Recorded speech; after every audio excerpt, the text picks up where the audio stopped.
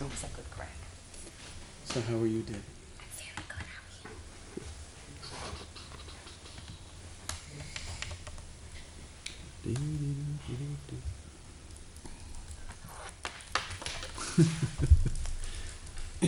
you?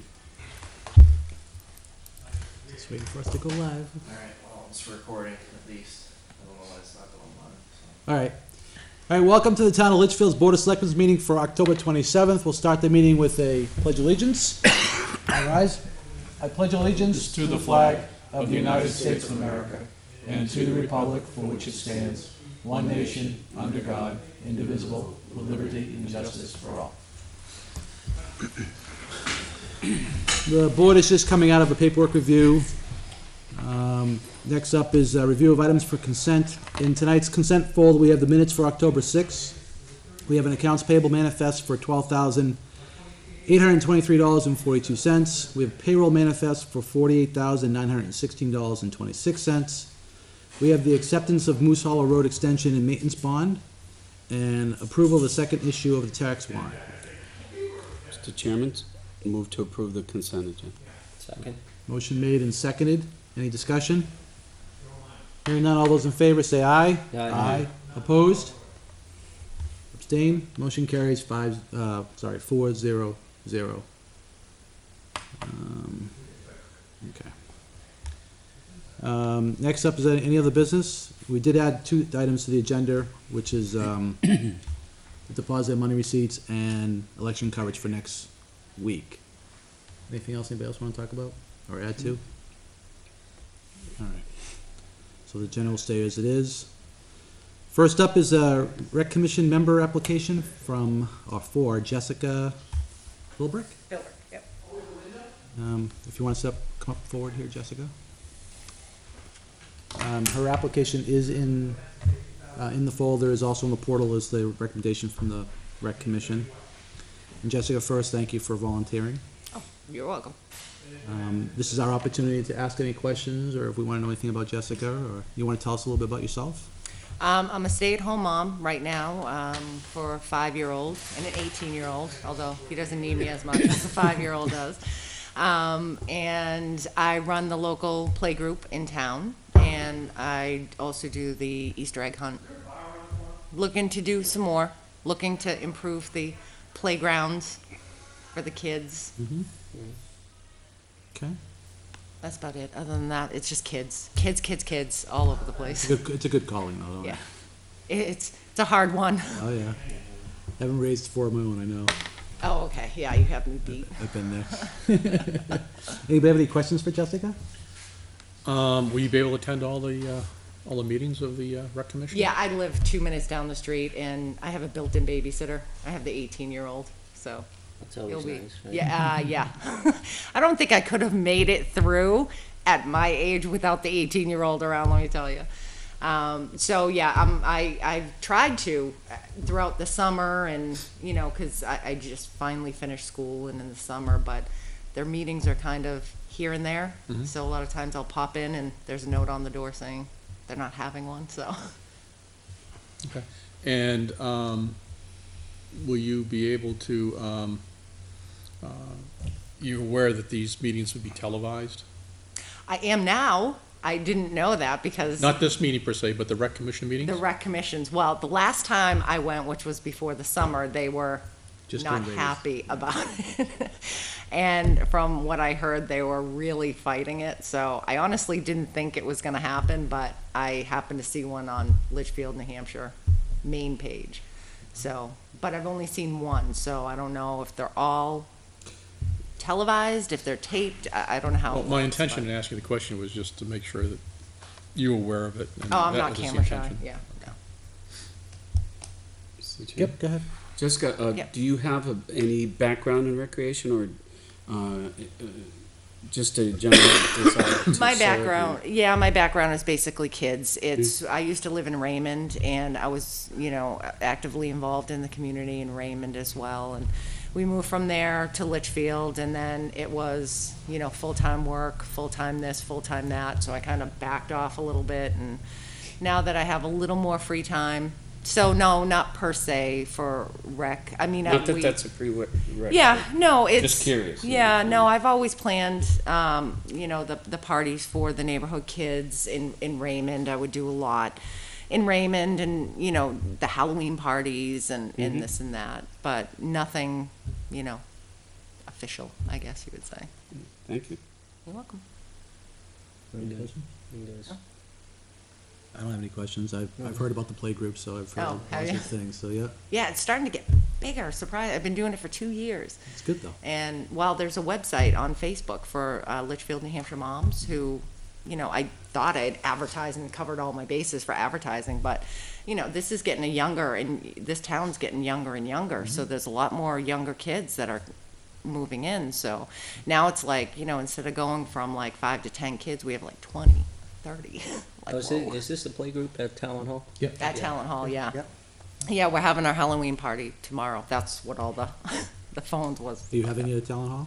Huh? You're having it at Town Hall too? Yeah, yeah, Okay. for, I know they just went through a major renovation over there, so is it gonna be ready? yes. we It is, didn't- yep. They it were will- working on it today. Yeah. Yep, today was the last day. It will be all nice, shiny, and freshly Yes, I painted know, I've been tomorrow. bugging Kevin all morning. All right, Good, can as we long as you, go? as long Can as we you're in direct go? communication with Kevin, he's the one got the whole Yeah. schedule going. Well, he didn't answer the first couple of phone calls until I kept calling. I think he realized that.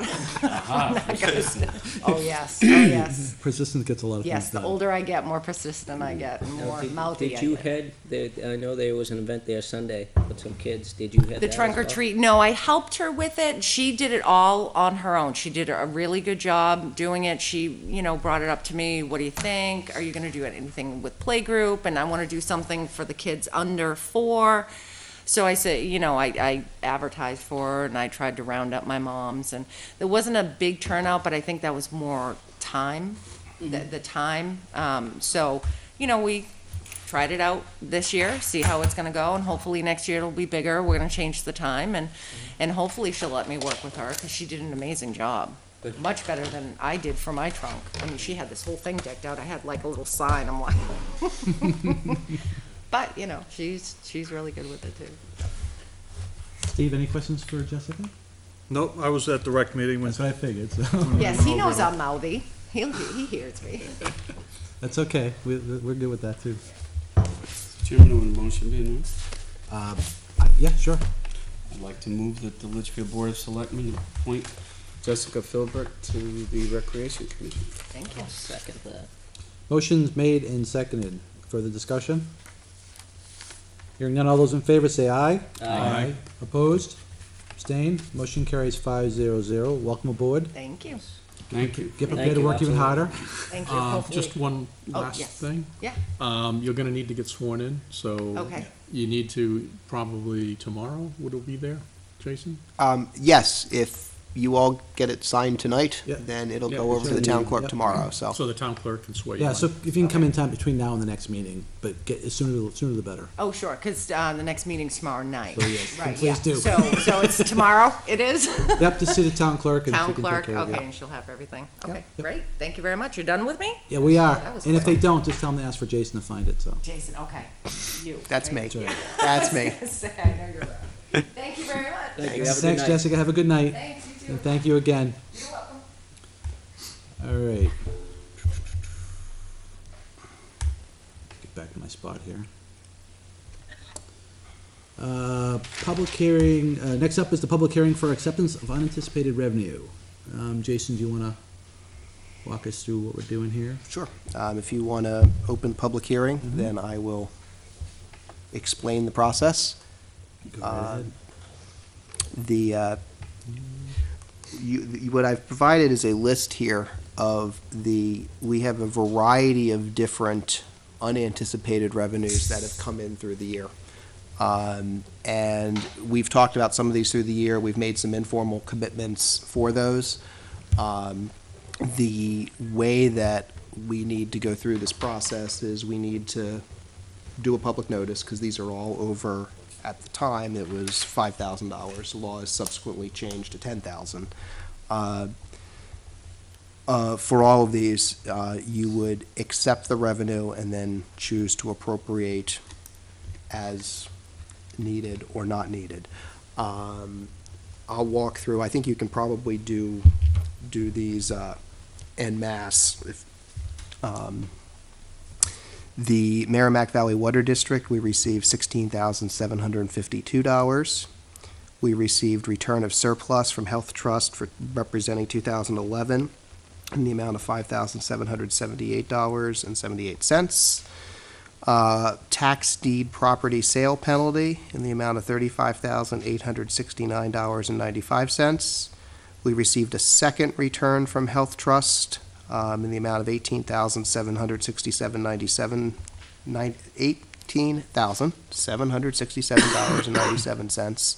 And we received a grant from New Hampshire the Beautiful in the amount of $5,000.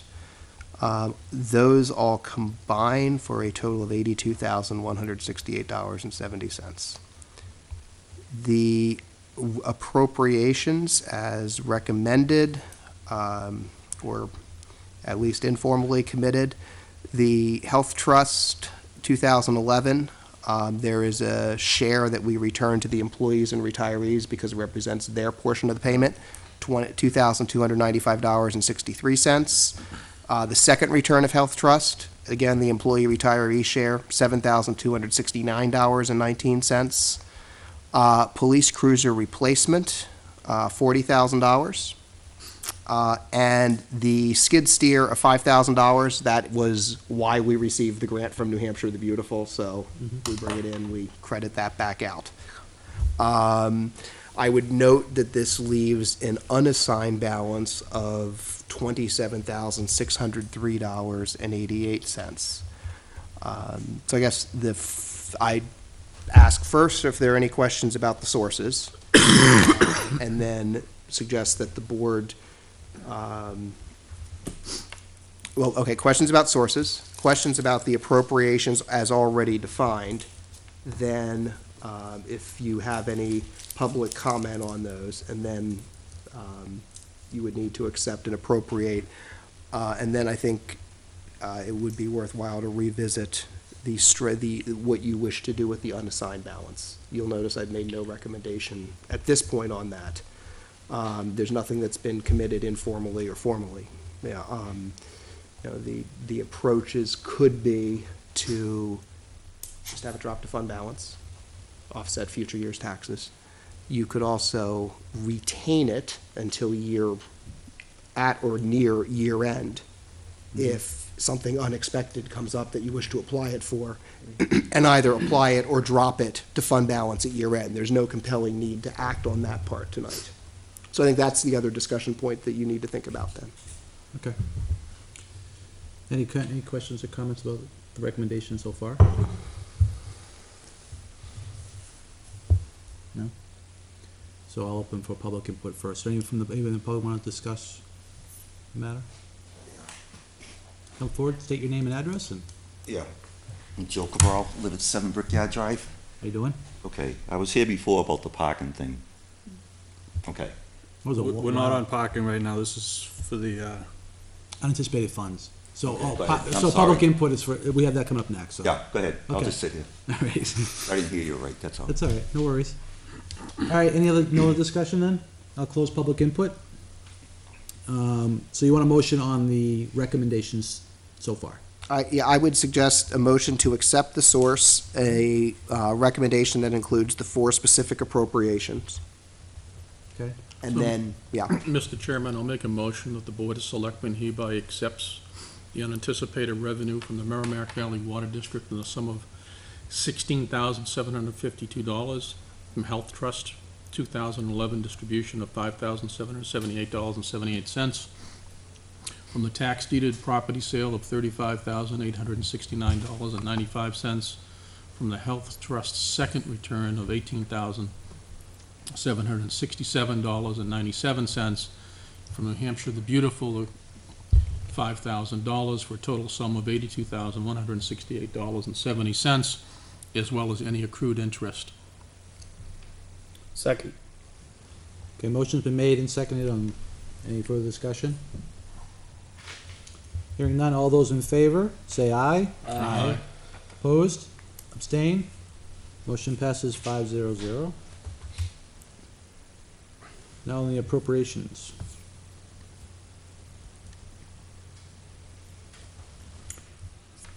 Chairman, I'll make a motion to appropriate as recommended the 2295.63 for employee retirement, retiree share of the return. Police cruiser replacement of 40,000. Health trust second return employee retiree share, 7,269.19. And for the skid steer, $5,000. Second. Okay, motion's been made and seconded on the appropriations. Further discussion? Okay, hearing none, all those in favor say aye. Aye. Opposed? Abstained? Motion carries 5-0-0. Now, for the matter of the unassigned, $27,603.88. Mr. Chairman, I'll motion that the $27,603.88 and any Interest. accrued interest be deposited into the general fund. Do I have a second? I'll second that. Motion made and seconded, discussion. So my only question would be, I know with the baler, we had to pull money out.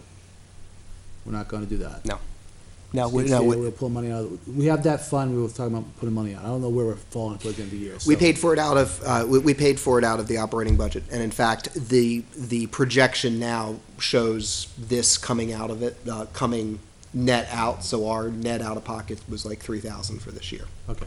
So we got it covered. It's an opportunity to take care of not having to raise the funds again and put back in and raise the tax if we can do it. If we're good, then I'm fine. Mr. Chair? Yep. Jason, basically, are we in decent shape? Do you anticipate any issue that may arise in the next 2 months? There's no crystal ball for that one. Wow. There's an opportunity to eat my words in the future. No, what I'm, you know what I'm saying. No, I mean- Is there anything that that might create an issue? I mean, I agree that this should go into the general fund. At this point, there's nothing unusual I see, and I provided later, and I'll touch real quickly under old business. I'm still projecting us to spend about 98% of budget. So about $100,000. right. So now that said, if it snows half of December, I got a problem. Well, we all do. It's gonna snow this weekend, you know. Yeah. Thanks. Well, Up in the mountains. Hopefully up north. I will say everything's fine today, and we'll have a catastrophic cruiser failure tomorrow. So. I didn't know if there was anything you had been made aware of that may create it. No, at this point, everything I know and expect is baked into that projected budget. Okay. And we still have our safety nets because we haven't had to use it. Right. So, okay. Okay. Any further discussion?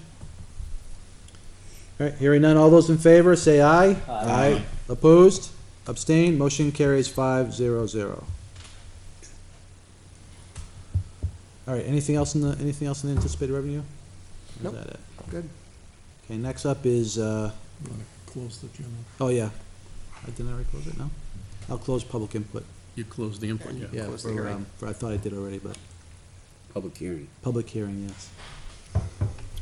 So noted.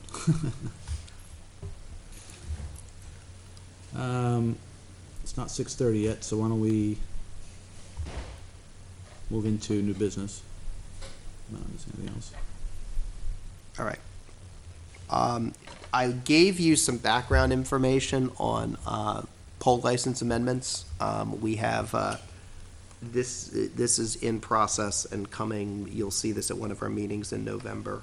This is an outgrowth of the Fairpoint tax claim situation. There are various hoops we have to jump through.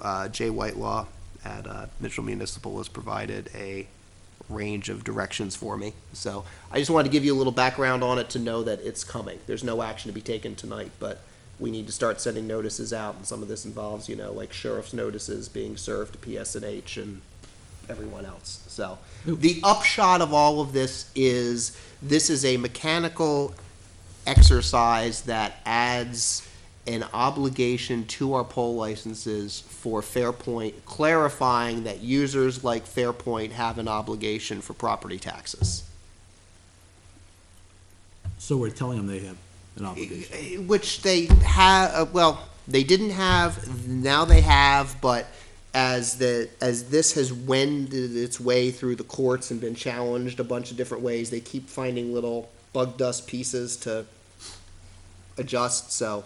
And when are you gonna be ready to talk about it? Um, Or for us to make a decision? It should be at our next meeting, if, it'll be one of the next 2 meetings in November, and the reason I hesitate just is, it's not about, I mean, I could do this now, but it's the rest of the notifications that have to get out to PSNH and the like.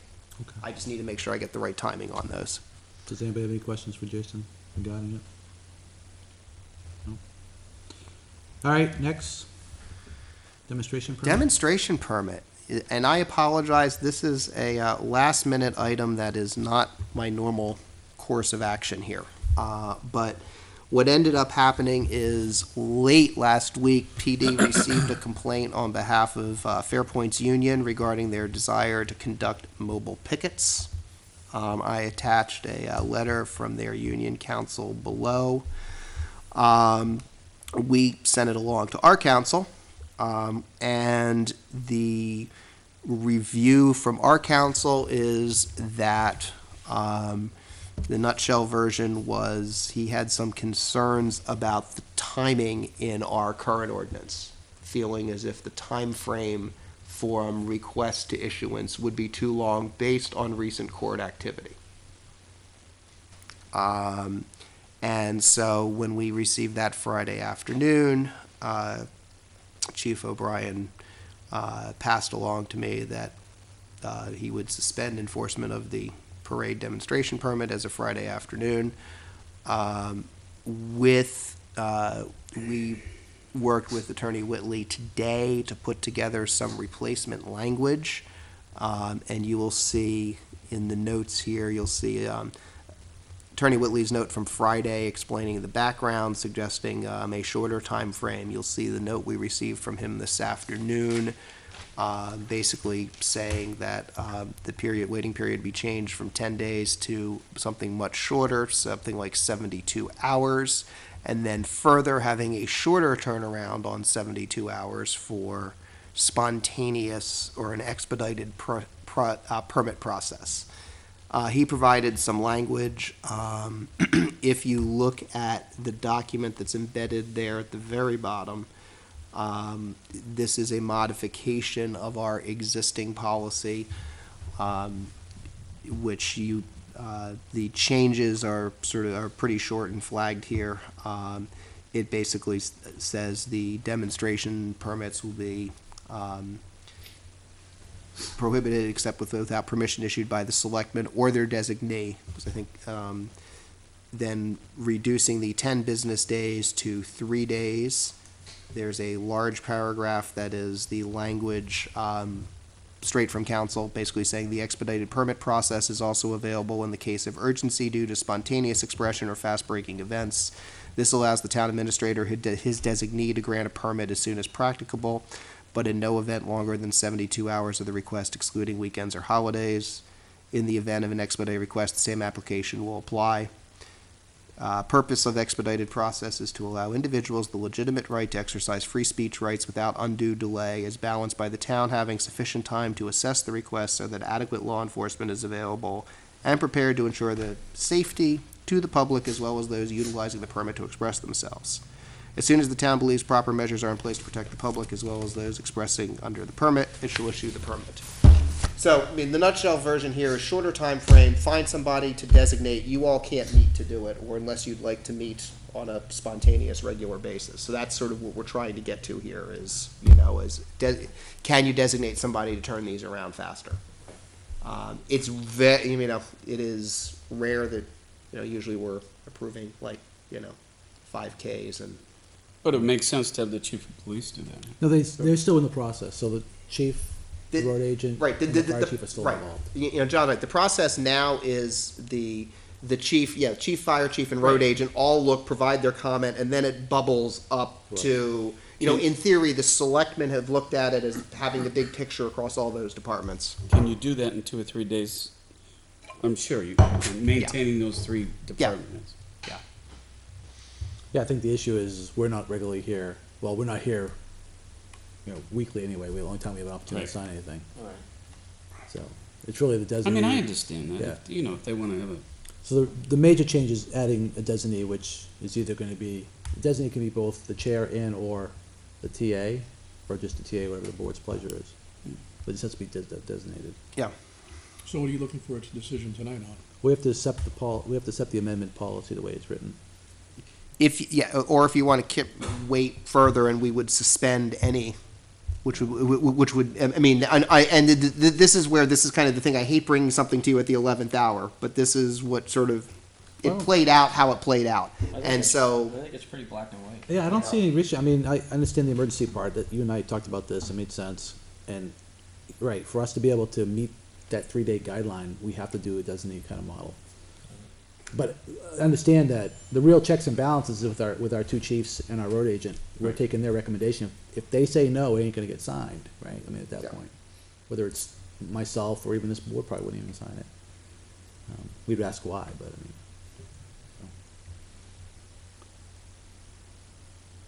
So, We should make Jason the designee, so that way there we have somebody to blame if people don't like it. somebody said it earlier. that's par for the course anyway, so. Like this. Is that a motion, Steve? I don't like it. I don't like that that we have to cave to what the state wants us to do. It's It's not crap. the state. no, it's not the state. Okay, it won't stand up in court. That's the problem. You don't know that until it goes to court. Right. But because everything gets speed line nowadays, we gotta give people a right to go out there and picket. Protest, whatever you wanna call it. Well, the thing that brought this up was the rolling picket, right? Which, this is still not going to endorse that type of thing. No, So, my personal opinion is it should be the chairman, or in the absence of the chair, the vice chair, and if neither of them are present, then town administrator. If that makes sense, I don't know. that's fine with me. No, I I'm don't- okay with that. I don't care, you guys need to pick somebody, I mean, this is, Yeah. it just, I think that's a yeah. good way to go. Yeah, as, with the recommendations of the 3 department heads, it's fine. Would we have to change the policy to include the sort of the pecking order of the designee? No, it would be it would simply be Motion, the act of the motion. the board of selectmen chair or his designee. Right. Unless you would like me to go down the No, food chain. that's If you're fine. okay with that, then, okay. And you're amending it right now? Yep. And if we approve it, it'll be in the signature folder for next week? Yep, although if you approve it, it will be Active now. effectively Yeah, no, that's active, right. And then you'll follow that up with also town administrator, right? Where am I following up with town administrator? I think the only reference I just removed to make it board of selectmen chair. If, I know that's what you added. But my point was that if the chairman's out of town, mhm. okay, people are on vacation, July 4th weekend, something like that, who knows? Then the town administrator, if their town administrator's here, should be able to sign it, is what I'm saying. Chair would delegate to the vice chair, and the vice chair would delegate to the TA. Right, I guess I'm looking at, Delegate. you give the authority to the chair, it's up to the chair to set the designee To delegate. to either the vice chair, the town administrator, or another member of the board. So you, Okay, so you that's would fine. keep or their designee. Or their designee, I don't want it to assume, yeah, I understand what you're doing. That's Yep. okay. Okay. So that way there's a little, yeah. Yeah, it's a little bit of flexibility there. yeah, a Yep. little bit of flexibility. Okay. So we need a motion to accept as modified. So moved, Mr. Chairman. Do I have a second? Second. Motion's made and seconded. Further discussion? Hearing none, all those in favor say aye. Aye. Aye. Opposed? Abstained? Motion carries 5-0-0. You know, Jason, one of the things I noticed, we probably need to get some of these, I probably gotta go through the library of all of our regulations and make sure they're posted somewhere, because I don't think we have everything there. I wouldn't surprise me, because they're kind of hodgepodge Well, I know they are. all over the place. Well, in fact, this one, which dates from like the mid-2000s in its original form, you know, I mean, we had to That's probably right. regenerate it today so we could actually edit it, Okay, so. so let's, you know, when it's all signed, we'll get a copy of the signed copy and we'll Yep. put it up there. All right. All right, we're gonna hold here, we're gonna open for public input. So those folks who want to speak to the board or the public, please step forward. Sir, state your Okay. name and address again. Yeah, it's Joe Cabral, 7 Brickyard Drive. I Welcome. got one question to ask you. Is it illegal to dump anything on any town property in this town? There's certainly a fine for dumping trash. It's only a fine.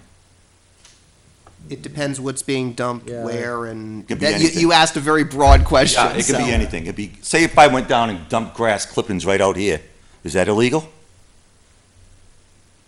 I don't think it's You illegal know, from that's a, what I'm- from a, You know, I'm just saying, you know, it could be brush, it could be anything. people shouldn't be dumping things on other people's property. Okay, so my point is this is going to the thing where Kevin got involved in, with the grass thing. I'll say one thing, Jack come down, did help get some of it out of there, but there's still more to come out. Jack talked to I don't know if it's a kid or whatever, to stop dumping. He says, "You're not my boss, I don't care." And that was it. Really? Yeah. Is the kid an employee of the rec department? Not at the rec department, at the It's the landscaper. He's a contractor Landscaping for the rec company. department. So has the rec commission talked to the landscaper yet? this is the first I'm hearing of this. Well, Jack told me, he's given up on it, okay? And it seems like, it's not right for, I don't know why we have to send our own employees down to clean it out like Jack did. He cleaned out some of it, but, that's using our guys. They should be cleaning it up, the ones that dumped it. Just like if I was to go down there and, do it, I'd be responsible to go down and take it out. Well, they're contracted to mow the lawn, and it wasn't specific in the contract before that they had to remove clippings. Okay, let me ask you So it this. is understood typically by a landscaper to leave them behind. In a designated area, but. the designated Typically, area- it would be an agreed-upon designated area. Yeah. Unfortunately, they have chosen to do whatever they pleased. Right. Have you gone down and you smell that down there? No. It's bad. Are they dropping the clippings, In one But- spot all the time. but is it in their property? Is it in the rec commission's property, or is it? It's on the rec department, it's on town land, Okay, then I'm not sure there's an issue, to be honest. yeah. I mean, I get the issue as far as the smell when it starts to rot. Yeah. I have that own problem, my own clipping area in the backyard, but, I mean, if he was dropping it on someone else's property, then I would say there's a concern there, but if the rec commission hasn't instructed or is paying for them to haul it off-site, they have to put it somewhere. All right, I noticed Saturday's paper, got a thing going for the rec, to look for people to mow it, is that gonna be down on there? It is on there. It is on there. I was gonna say, I like to think we would be a little sensitive to the neighbors in the area, and certainly I believe that most, but I would have to defer like to Mr. Pascucci, that most remove their clippings, they don't Yeah. go dump them somewhere else on the I don't know that for a fact, but I do know that it does ferment, and it does create an awful Yeah, odor. it's a big pile, it's not a small pile. And if the rec commission could stipulate to them next year that they remove the, Jason and I had worked to get that in there and make sure that it was worded correctly so that it's clear what needs to happen. Yeah, I was only addressing the fact that if they weren't told to do anything otherwise, they're gonna leave the stuff on the property. And it's up to, if, it is our property, so having Jack go down, as much as it's something we'd rather him not have to do, help, Still more help, come out. help deal with the Typically, issue. at this time of year, it's not that big of an issue. It's usually during the summer. When it's hot out, yeah. And when they cleared it all out, You go down there now and you walk around, you can smell it. But- Even Jack complained when he was in doing it. I was gonna say, I would think that they have the option to go and dump at our landfill, Yeah, that's the thing. right? Well, the only, sure. should, No, the only, but I well, the only problem understand. is how do you tell, when a landscaper's doing 100 different properties, both inside and outside, how do you know it's our stuff? I mean, I'm not sure that it'd go in the mulch pile anyway, or the debris pile, I don't know, it would be a big deal, but. it opens Well, us yeah, up but for a that whole bunch begs the of issues. question, how do we know that all the stuff that's being dumped on our property is ours? Well, I'm sure it's coming out of the mower while he's cutting, but yes. You know what I'm saying? So, I mean, It's out of his mowing it deck, cuts I know both that. ways here. I mean, Yeah. I'm just, It's just tempting lousy, you to- go for a walk in there, Sure. try to be a little sensitive to the neighbors. if Yeah, we so I can. think we've already addressed it, right? So it's been put into the bid package to have it as haul off, and I'm assuming we can if they wanna haul it to our facility, it's our call, but to kind of decur the cost, but, yeah, so I think the concern has been addressed, at least in the bid package. Okay, so what's there is gonna stay there, or is it gonna? If it's a lot, I'm not sure how much, if Jack's already been down and cleaned it out. Jack thinks about the one-ton dump truckload is there.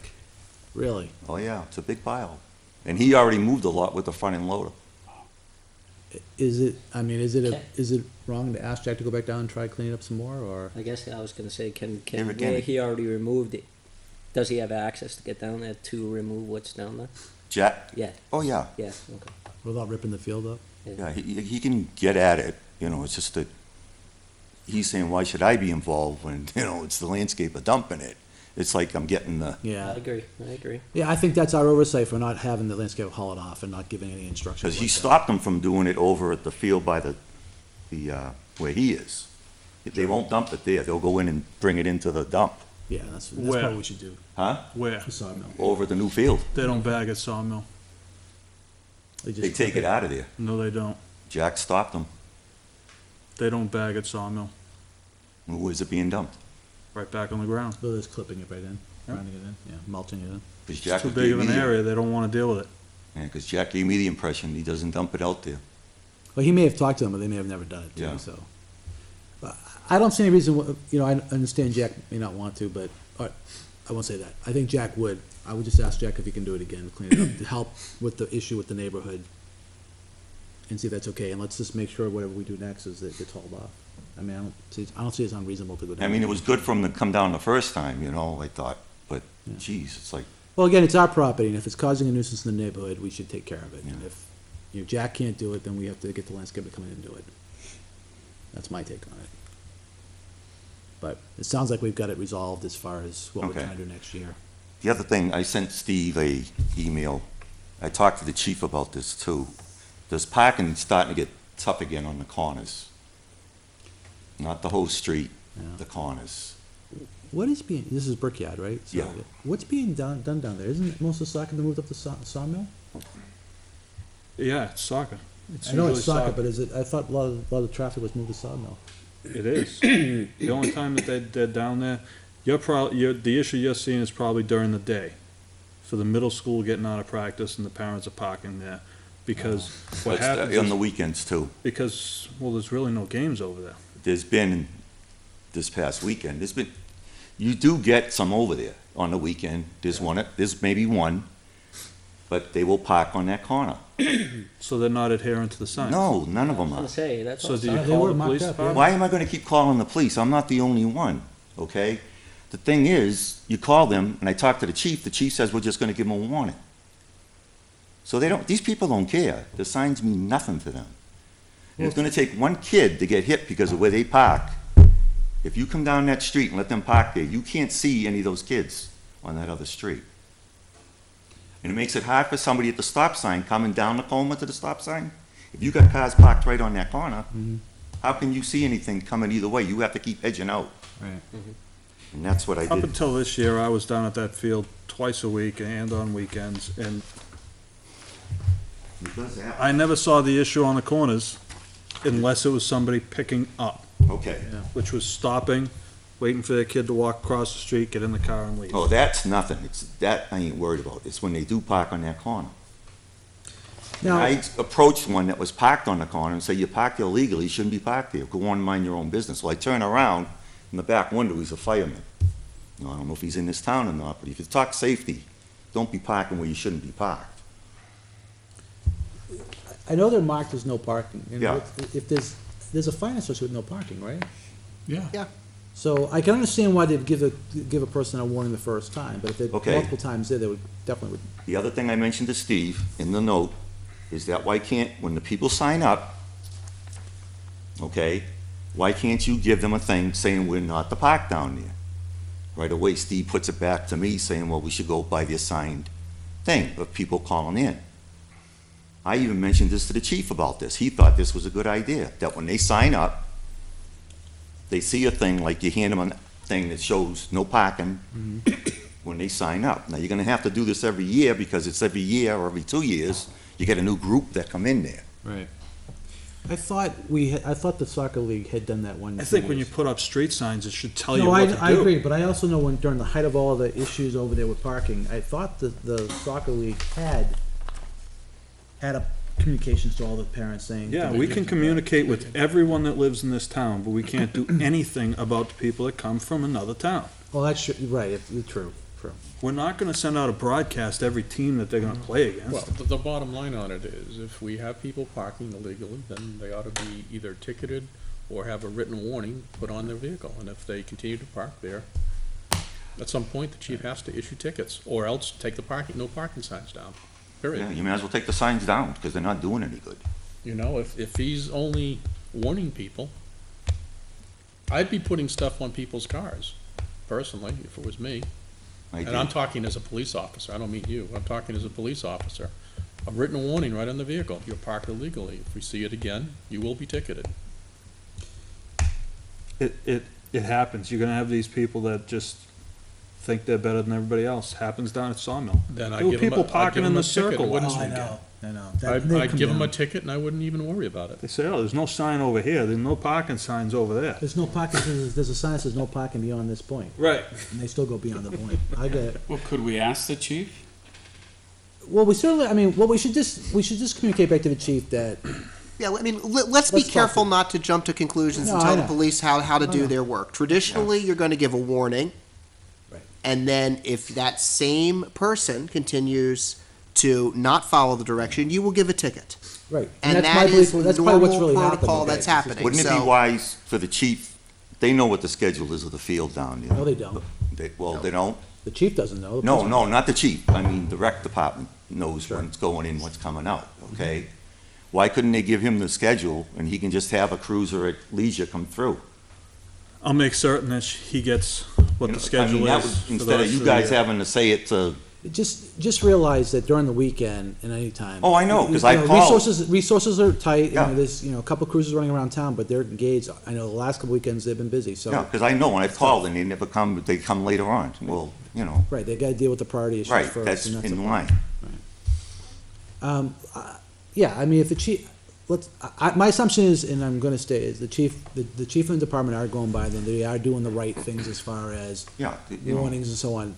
It's obviously probably different people doing it every time, or really, people who don't care, right? there's people that don't care. There's one or two of them that can, Yeah, if we can just talk to the chief and see what his plans are and, go from there. Yeah, I mean, it is marked, it is signed, they can they can handle fines. They should if it's multiple offenses, which I'm assuming they would be anyway. I think the challenge is they're probably not catching him normally because they're Right. tied up in other events. So. And let's see if we can get the schedule from the soccer league, just so they know when the field's occupied. I can get that schedule, I will, and I'll forward it to the chief. okay. Anything else, sir? No, that's it. Well, thank you for coming Thank you. forward. If the one didn't open his mouth and say, keep on moving, mind your own business, they wouldn't have done it. So, there's always one, There's always that one. that's right. Thank you. Have a good night and thanks. Good night. Hi, Chris Pascucci, 12 Colonial. Let me just, the landscape thing, I'm in the property maintenance and management business, I'm not really a landscaper, and I do no business with the town, but it is an agreement that if it's not otherwise specified, you would leave it on property, because it costs more to take it away, but that's an easy fix. The season's over now, just put in the specs for next year, go out to bid again, say all grass clippings must be removed, and send it out for open bid, and probably even get a better price. And as you heard, we already did that, so. Oh, did you? I didn't hear that part, I'm sorry. Yeah. Okay. The bid, It went out it's already last out week. there and it's already in the spec. Oh, okay. Thank you. I actually have a positive message today, a potential solution. We're in the middle of budget season. Things usually get a little rowdy sometimes during budget season. I happen to also be a member of the Budget Committee. However, I make no intent on speaking as a member of the Budget Committee. I'm here as a citizen of this town. The goal is the same for, I believe, everybody, those elected to serve the community, you guys, the employees of the community, the taxpayers who are to pay for it all. That's to provide the valuable services the residents of Litchfield need. at a reasonable or at the least cost. We're supposed to respect the employees of the town, and we also have to respect the taxpayers of the district. I spent this weekend, had an interesting conversation with a community member that I've never really got an in-depth discussion with, but it was good because I got a slightly different perspective on a couple issues.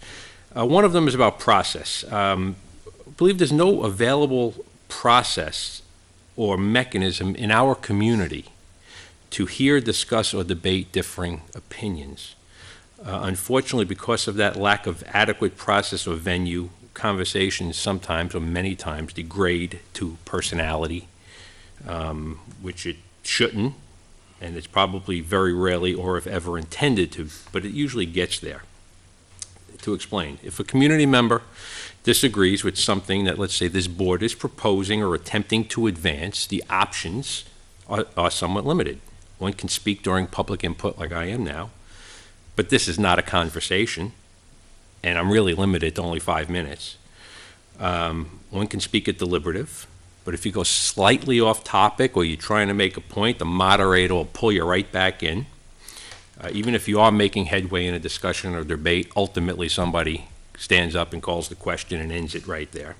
And at that point, it's just a matter of, when you get there, it's just a matter of voting yes or no. I mean, all conversation is off. Now it's either you got to say yes or no, which leads me to my next point, the budget.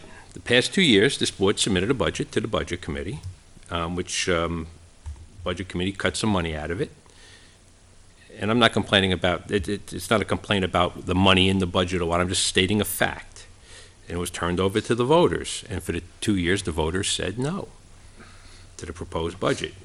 There's been tons of speculation, and we could speculate over and over again why the voters have said no, or we could do something about it as a community. And this is around the conversation I had with this person this weekend. If we create a process, some sort of mechanism that invites the public to the table in the governing of their own community to help with the decisions, yep, you do invite them here to speak, and you do it all the time, and you are open. But this is not really it, as I said. This is not a discussion. It's not interactive. It's one person speaking to 5. And of course, there's always the fear from anybody sitting at this table that after they leave, they're going to get a thumbs down, and that means something to some people. Back about voting down the budget. Including expenses into the budget that is not absolutely necessary is not sending the message to the voters that you're really concerned about their opinion. Times have changed now. Years ago, money was free. People were saying yes. Nobody even read the budgets. Just like people now are really concerned about what's in their home budget, their personal business budget, they're reevaluating things over and over again, and they have to justify it 5 different ways before they say yes. That's what some are doing. Now, some really, truly, to be honest, and it's not unfair, have no clue. And they'll go and just say yes or no. But more and more people are paying attention. I believe the people in Litchfield are a very educated group of people. Yes, some are ill-informed, but they are educated, and I say let's spend the time to get them informed. I think way to do that is start by putting stuff in the budget that's only absolutely necessary, and if it's not absolutely necessary to run this town, put it on a warrant. People know how to make their own decisions and how to spend their money. People like decisions. People like to hear rationale and justification as to why we need to spend their money. People like to twist it around in their head and think about it and compare it to their own personal situation. And I got to tell you, they will say yes if the sales job is done properly and the justification and rationale is given. I'm confident of that. There are some in this community, to be fair, that trust you 5 with whatever. We know that's true, but to also be fair, there's probably an equal amount of people that don't trust you guys to make all the decisions. And it's equally divided, so you guys need to reach out to both sides. Some past warrants, in 2005, 7, 8, and 9, you guys put a warrant on for a new police officer. It failed all of those years. It wasn't until 2010 when it finally passed. In 2006, 7, and 9, you put a town administrator on the warrant. It wasn't until 2010 that passed by a small margin. Not trying to say we don't need these things, but the point is, you guys, you'll put stuff on, you'll sell it just enough until it passes. Once it passes, that's it. There's no more additional education. That's your new backstop. There's no more asking. There's no more reevaluating it. I give Mr. Byron credit because a few weeks ago, we had to replace a police officer. We had an open spot, and you asked a very valid question, in my opinion. Let's open a conversation. Do we need to replace this? That's great. That's the perfect opportunity. Maybe voters changed their mind. Maybe they need more information. But that was killed pretty quick because you fell back on the voters voted for it. And I could tell you as a matter of fact, people are afraid, some, to say yes on something because they're afraid they will never have a chance again to discuss it. Once they say yes, that's it. You take it, you run with it, you fly, and you never give the opportunity to bring the public in and talk about it. We need to do that every X amount of years, 10 years, whatever it might be. I think that would go a far way. It would include more people in. I think it would help, and I think it would help bring that divide together. I'm talking more about process. I'm not talking about the decisions that have come about or whether we're going to change them a lot. There's 3 different groups in here. This side, and the middle. You got to get the other side. You get the people that trust you and say whatever, yes to whatever you say. My opinion, tell them, look, don't just blindly trust you. Get a little more educated and get involved in the process. The ones that don't trust you, say, look, here's a reason why you guys should trust us. I'm including you in. Come on, tell me what you think. Let's discuss this in a group. We don't have that mechanism now. Right now it's just this, and it's at deliberative where you usually pretty much shut down, or letters to the editor, or thumbs. Thanks, guys. I know you guys work real hard. I want to emphasize, at least as far as I'm concerned, and people I know, none of this ever is meant to be personal or personal attack. It never gets down to that level in my book. To me, you guys are all great guys, hard workers, great people, great community members. And outside that room, it's one thing. When you're inside this room, to me, I see it as a different relationship. I see it as you guys are the selectmen of this town, and I got a different set of criteria for that. And I would just like to see more inclusive in the community, and others I speak with also see that. Is it enough to make a difference? I don't know, but it's worth a shot. Thanks. Mr. Pascucci, Yes. I want to correct your misconception of what goes on in terms of the budget. The budget is put together by the Budget Committee, not the Board of Selectmen. Okay. It's the Budget Committee that determines what goes into the budget. Okay. There is a home for discussion with the citizens on what's in the budget, the reasons for it, and whether they want it in the budget or not, and that is the budget hearing. Mhm. We get probably 5 to 10 people, maybe, that attend the budget hearing. I would like to see the Budget Committee, of which you're a member of, Mhm. really go out and try and get people to attend the budget hearing, go through the budget and the detail the Budget Committee used to put the budget together, and then solicit their feedback, because that's where the feedback should be. We don't put the budget together. You put it together. Well, the Budget Committee does, and because I'm here speaking now, not as a Budget Committee member, so I'm going to keep on that same line. Look, I agree, and again, this is where, when I was writing that one line, I was thinking of you. Because I'm worried. Yeah, because I was thinking of you, because we've gone this way before. I just want to make, I understand how the process works. And that's why I tried to put it in the right sentence, and maybe I blew it. You guys created your budget. I was trying to go for the numbers. In other words, you guys came forward to the Budget Committee with the numbers. The Budget Committee took dollars out of that, and the voters took more dollars out of it. And then I went on to say one could speculate the reasons why. Could it be solely that the voters are going for the lower number? Or are they going for the fact that there's some stuff in there that should have been on a warrant, and they didn't want to say yes to a big thing, and probably would have said yes, and maybe the numbers weren't the issue. So I was trying to throw all out. My point is, and I don't want to interrupt you, Right. but my point is that the location and discussion point where the citizens have full ability to influence their elected officials Right. is at the budget hearing. And at the budget hearing, if the citizens say, you should strip that out of there and put it as a warrant article, that's the time to do it, and the budget committee has the absolute right to strip it out of the budget, and then it's up to the selectmen whether we put it in as a warrant article. or And, not. you know, Mr. Byron, I absolutely agree with you, and I would somehow love to work with you and this board as a private citizen to make that more possible. As I also said here, is the people in this community are well-educated, but also ill-informed, and a lot of people don't know how the process works, so somebody has to start somewhere. I'm going to give Mr. Brunel credit because there was and it's going to seem like it's not, but it really is credit, because an issue came here a while ago about fireworks and banning of fireworks, and you wanted to have a forum on it. And to me, I think those forums are a great idea. The reason why I spoke against it, forget about the banning issue, is because I specifically mentioned it when I was here, is consistency. Have forums on that, have forums on tax caps, have forums on cutting of services, have many forums, hold them. So I think this group, this Board of Selectmen could help by having these forums, putting it together the way you were about to do it with the banning of fireworks issue. Hold them. Then join with the Budget Committee and say, and have a meeting, how could we help work together to educate the community? How many people even know that there's a budget hearing in this town? How many people know what they can do at a budget hearing?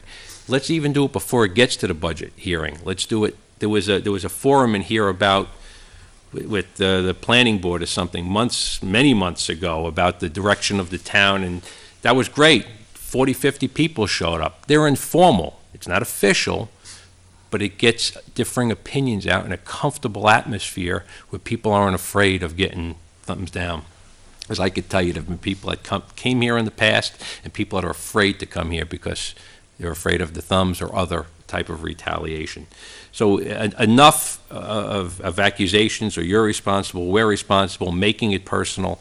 I think at this stage, let's just try and work and bring the community together. Board of Selectmen work with the Budget Committee and put a call out for people in the town. When the planning board called out, or the NRPC, whoever it was, 40 or 50 people showed up, and they spent a few hours in this room and have split into another room because there were so many people, just to give ideas. I think that's the direction we should go, and I think that would make great progress in this town. Thank you, Mr. Pascucci. Thank you for letting me go over my 5 minutes. Appreciate it. Any additional public input? Night, guys. Hearing none, I'll close for public input. I'm just gonna make one clarification. The voters, the people who put us in this office, have an opportunity every 2 weeks to come in and talk to us.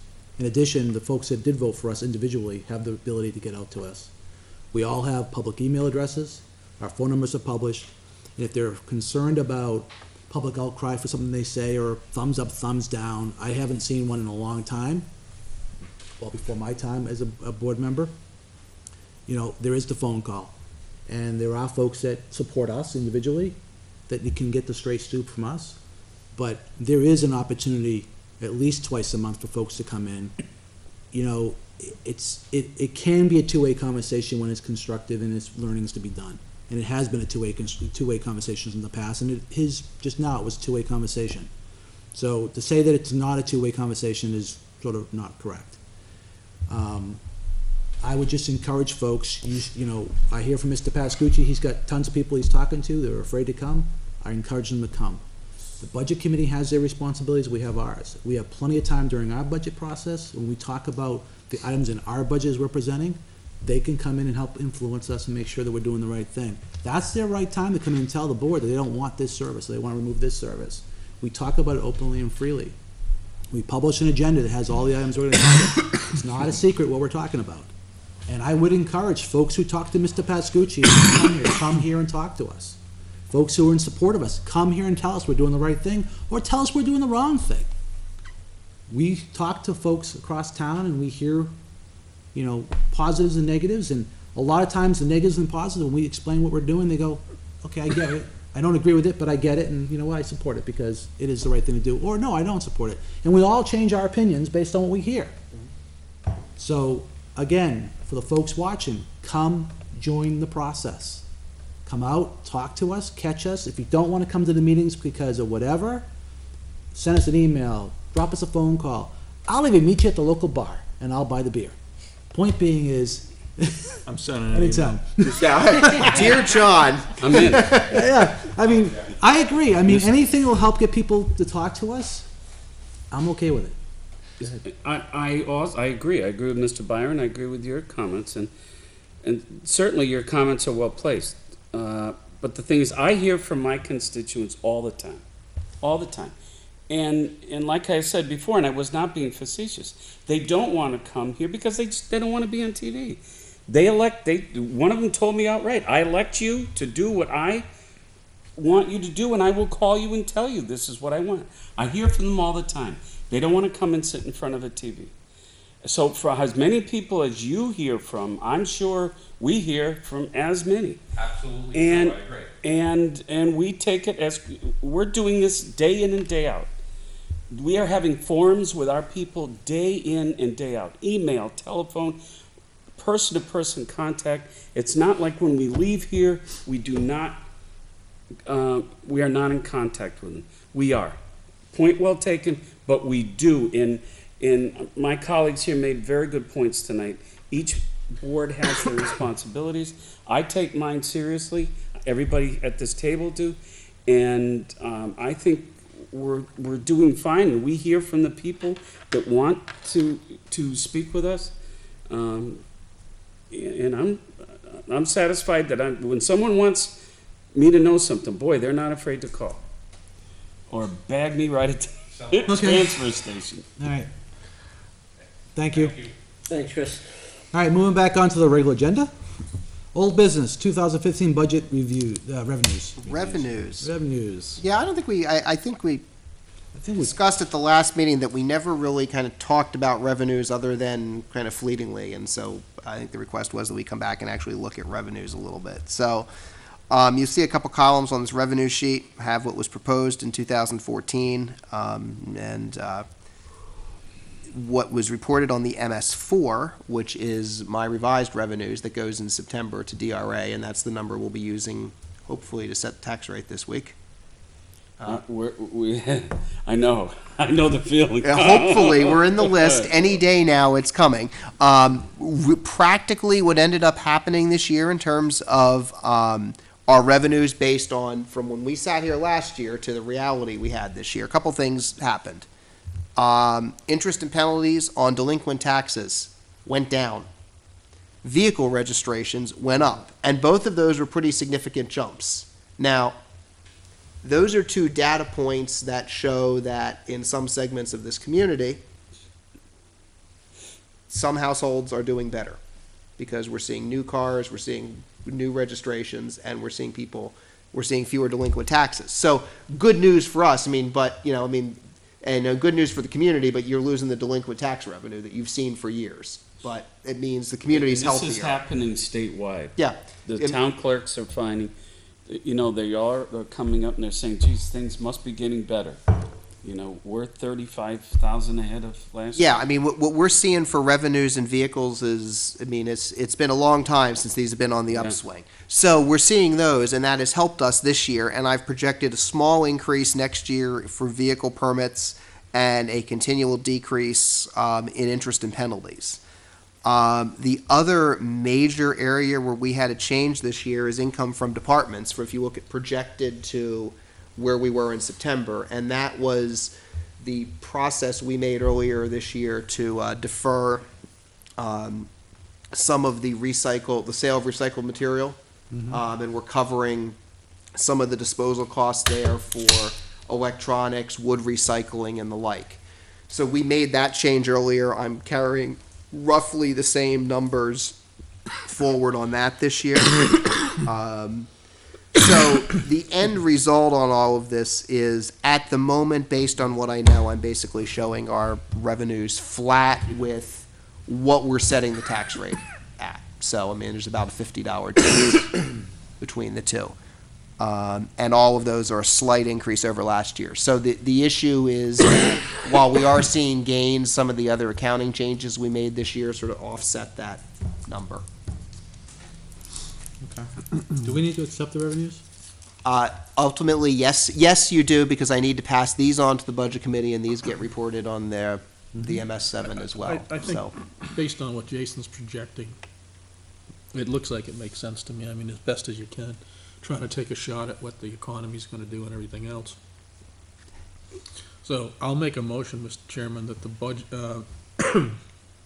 excuse me, the Board of Selectmen accept as a revenue estimate for 2015, $2,189,564. I'll second that.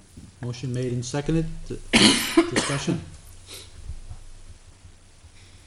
Hearing none, all those in favor say aye. Aye. Opposed? Abstained? Motion carries 5-0-0. And we'll forward this off to the Budget Committee? Yep. Or have our delegate? It'll take it to be them? posted up on their Okay. site, so. Supplemental budget information.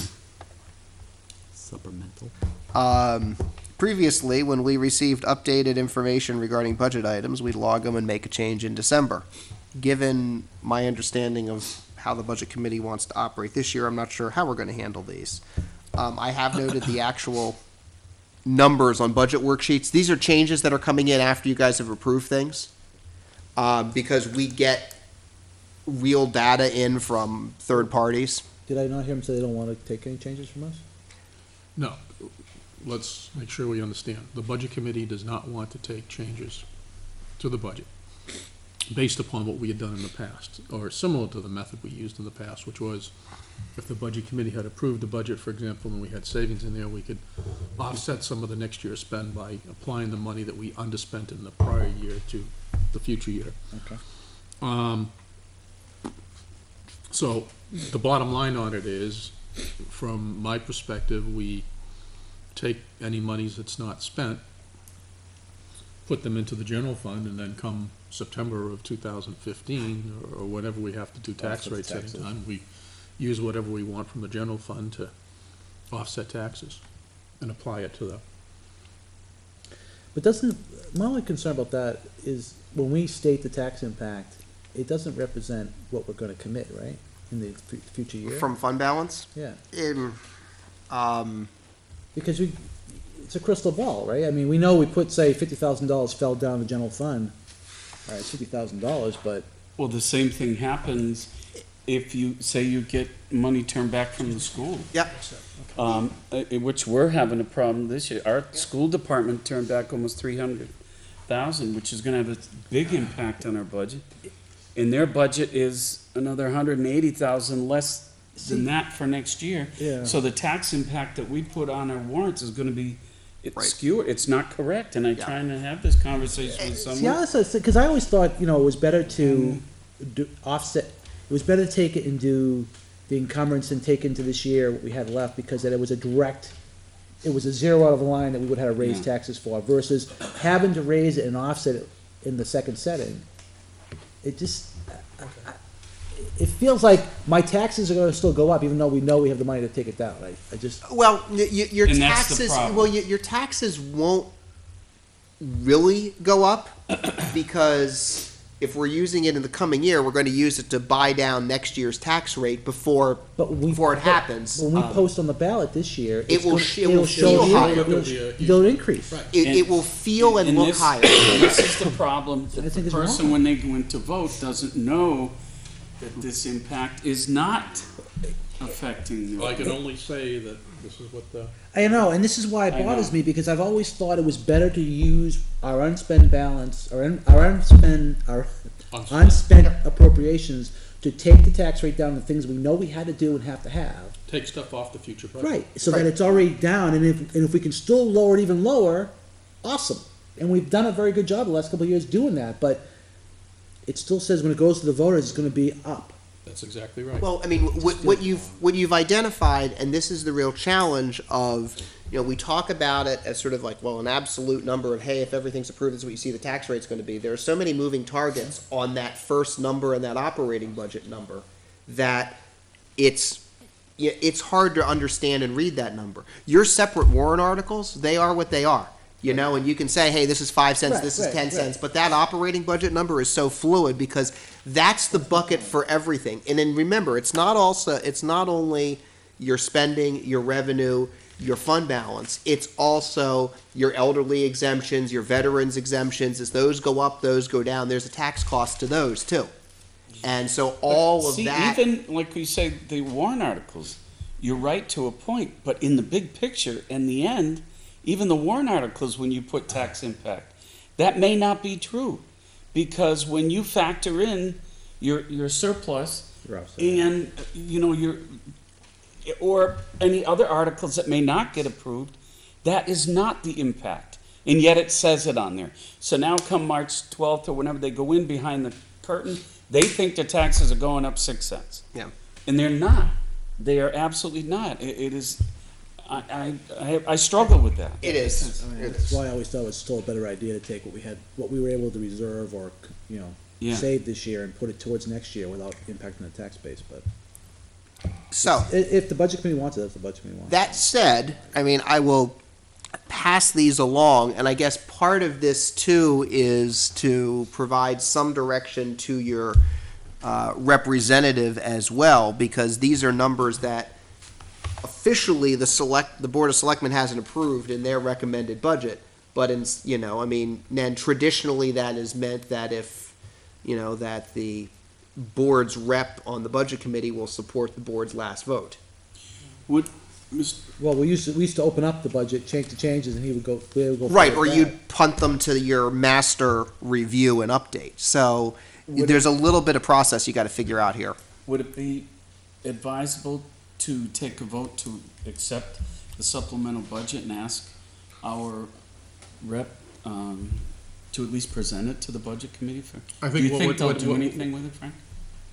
Well, if they haven't approved any of the budgets yet, so we still have time. If you have the various rates and stuff like that, then I think it's a matter of getting a spreadsheet which adjusts those various line items, and we just turn it over to the budget committee and say, these are the new numbers that we received based upon the final rates that came in. And we don't take any action at all, we just say it's the changes, they have to change. Well, I think I- we approve them, but. I'd like to make a motion to approve the supplemental items and forward them to the budget committee with our. So the supplemental items are gonna be this as follows then, just so the public knows. Well, here, I can go through those. Is there a second to Mr. Lemire's motion? Second. Are you running the meeting now? I just, Keep me straight. I wanted to Isn't it offer the job- comment, but I'm isn't trying it to be the job- well behaved until there was a I- I- second. I wanted to be a town manager and stuff. I mean, Isn't it the job of the town administrator to keep us straight and not get in trouble? I'm trying to pay Yes. attention to the process. The motion's been made by Mr. Lemire, seconded by I Mr. will- Perry. I will certainly delineate my motion to include that there's new rates for Pennachuck for the balance of this year and next year. And the 2015 budgeted was 299,325. The actual will be 295,308. Primex is notified that unemployment compensation will be decreasing from 6,318 to 4,481. Primex is also notified as the workers' comp will be increasing from 61,691 to 66,626. There's the loss of the savings. Yep, Property Liability Trust is notified that their insurance will be increasing to 61,505. We budgeted 59,811. And Health Trust is notified that the dental insurance will be unchanged for July 2015. So my motion to approve. Do you want a re-second on that? I mean, ultimately, all these changes is about $1,000 in the red. Right, looks like it. But at least they're correct in the lines, if they accept them, at least they'll be correct figures. Mm-hmm. The Okay. people will be able to see what the actual figures are. Right. Further discussion? Hearing none, all those in favor, say aye. Aye. Opposed? Abstained? Motion carries 500. So Frank and yourself will carry those forward to the budget committee. Can we just, I'm just going to send an email beforehand and here's the changes they have. But before we create more work than's already there, these are already being reported on the budget spreadsheets. In the notes section. Oh, okay. In the notes section, if you look at town insurance, it says includes all liability insurance costs from PLT. In parentheses, as I receive these, I put actual 61,505.40. Okay, well, let's make sure they get them And when highlighted. we touch on any of those, I don't think we hit any of them in last week's review. When as we get to those departments, we'll talk to what those issues are and point out that the board has approved updated information as it's been received. Okay. So, All right, next, um, projected 2014. projected, I alluded to this earlier, so just quick review on this. I updated, revised with data through October 15th. And again, with some of the known issues they have pending, I continue to always use pessimistic projections about winter. I'm still showing us spending about 98% of budget. Since the last time I did a comprehensive, a few things have changed here and there between departments, but the end result is nothing is really significantly different in the bottom line. So I think we're still Well, that's good. okay. And you're setting aside that the 2% contingency. That's how you get the net, right? Yeah, exactly. Yeah. All right. Yeah, so you'll see, I mean, yeah, the 2% for me that's my 98% number. So we're within 7,000 of the 98%. Does anybody have any questions for Jason on that, or concerns? All right. Moving on, road agent job description. Road agent job description. Last talked about this, you had asked for some adjustments and for some simplification of this. There was a feeling that I had blended in some of what was really kind of a foreman type piece into this. So I've tried to streamline it down to the supervisory piece. Looking for the feedback on that and some direction as to where we're taking this next. Has everybody had an opportunity to review it? Let's get posted.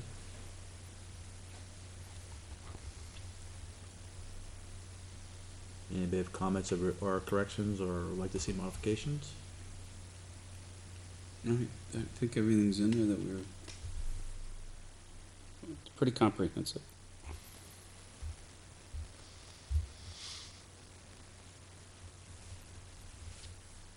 Nice job. I think it looks good. There was one thing I read earlier I wanted to ask, but I think I may have already got an answer.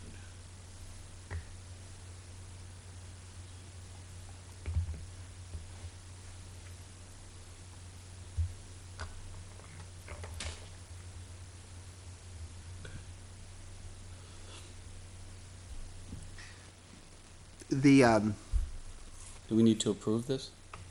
Yeah, Yeah. we do eventually. If we can do it tonight, let's do it tonight, if everyone's okay with it.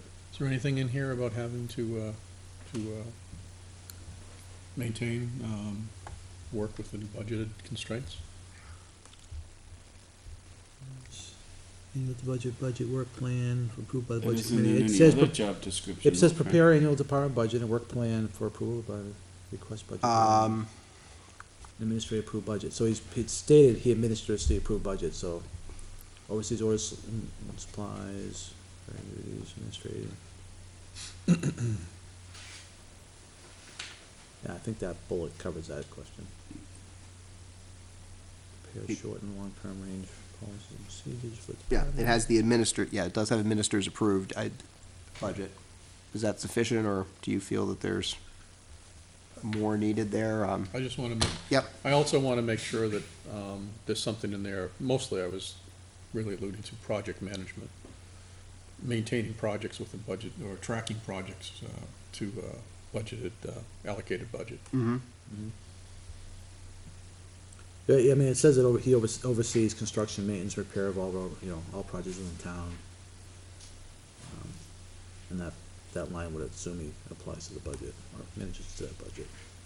Why does he have to have, or she have to have a CDL?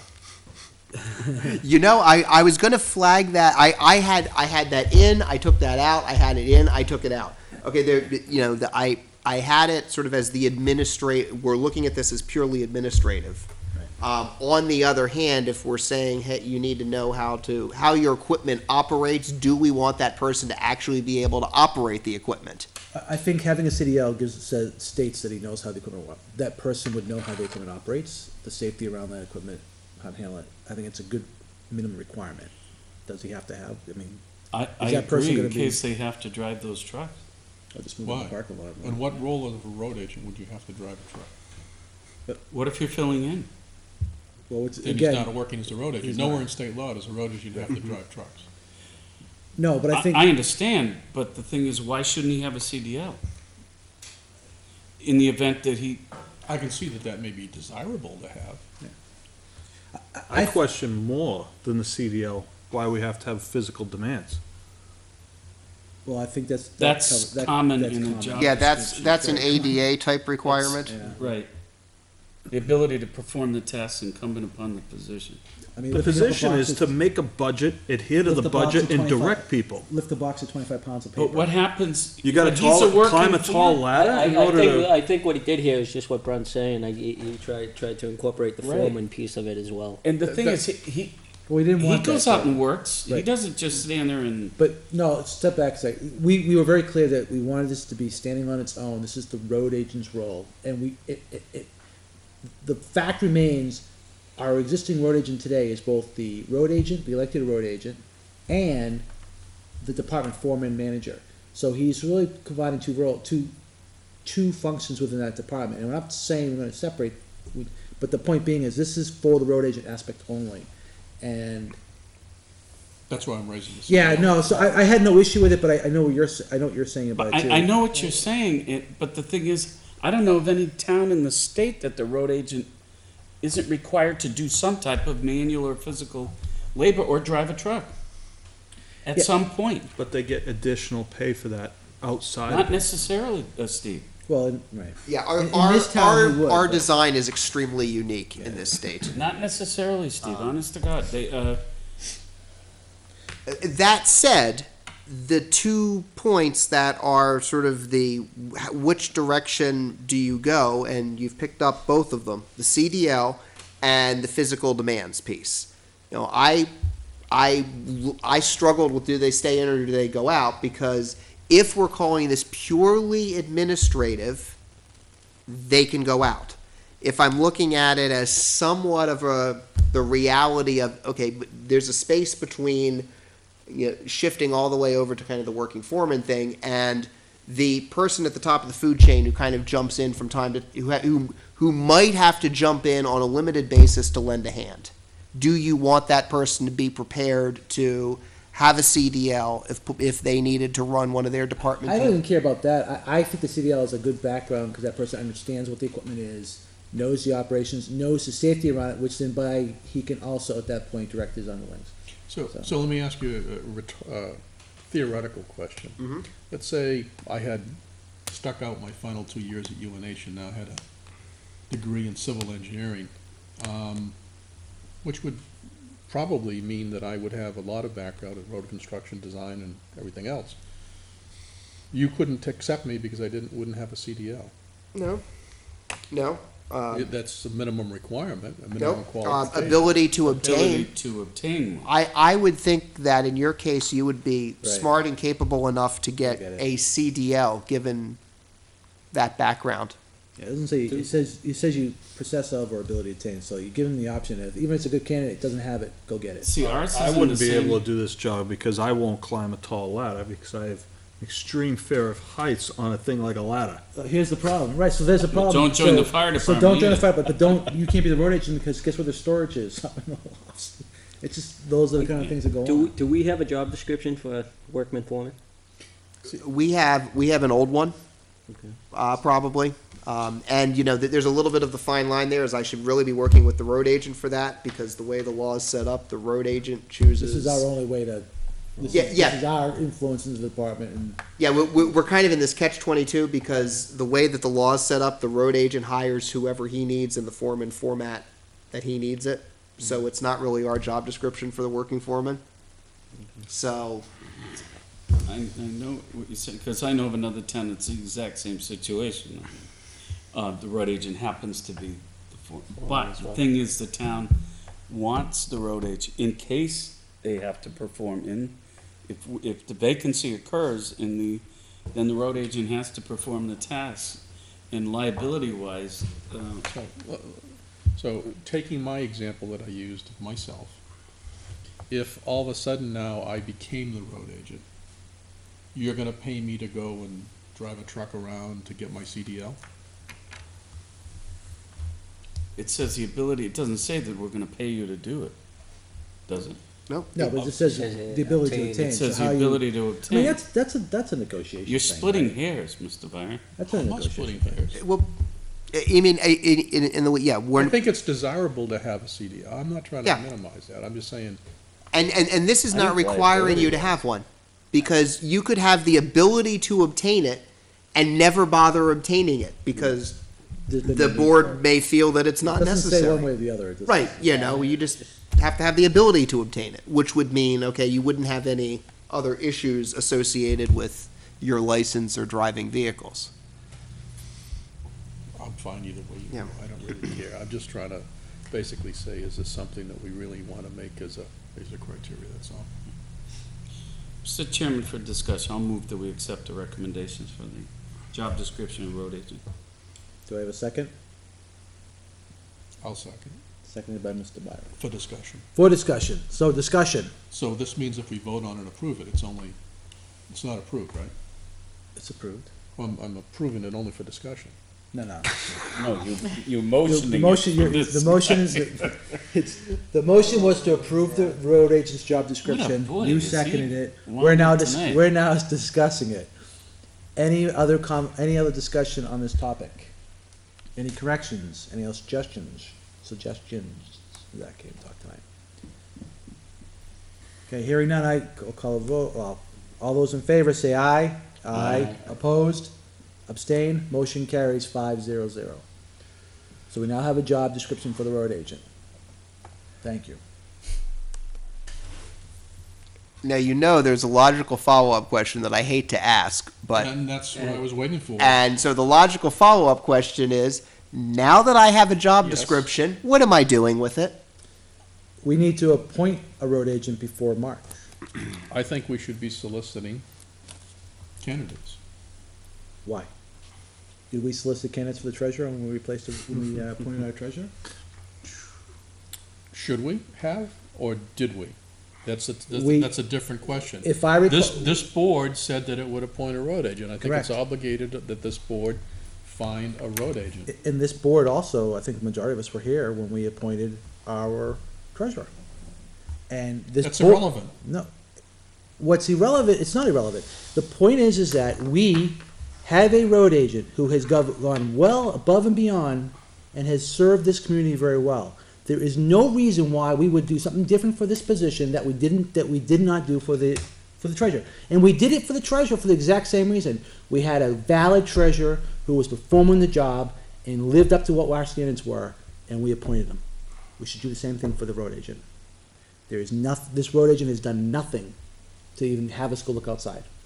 I don't have any argument with what the current and existing road agent has done. But we didn't go All out. I'm saying is that we as a group have made a commitment to appoint a road agent.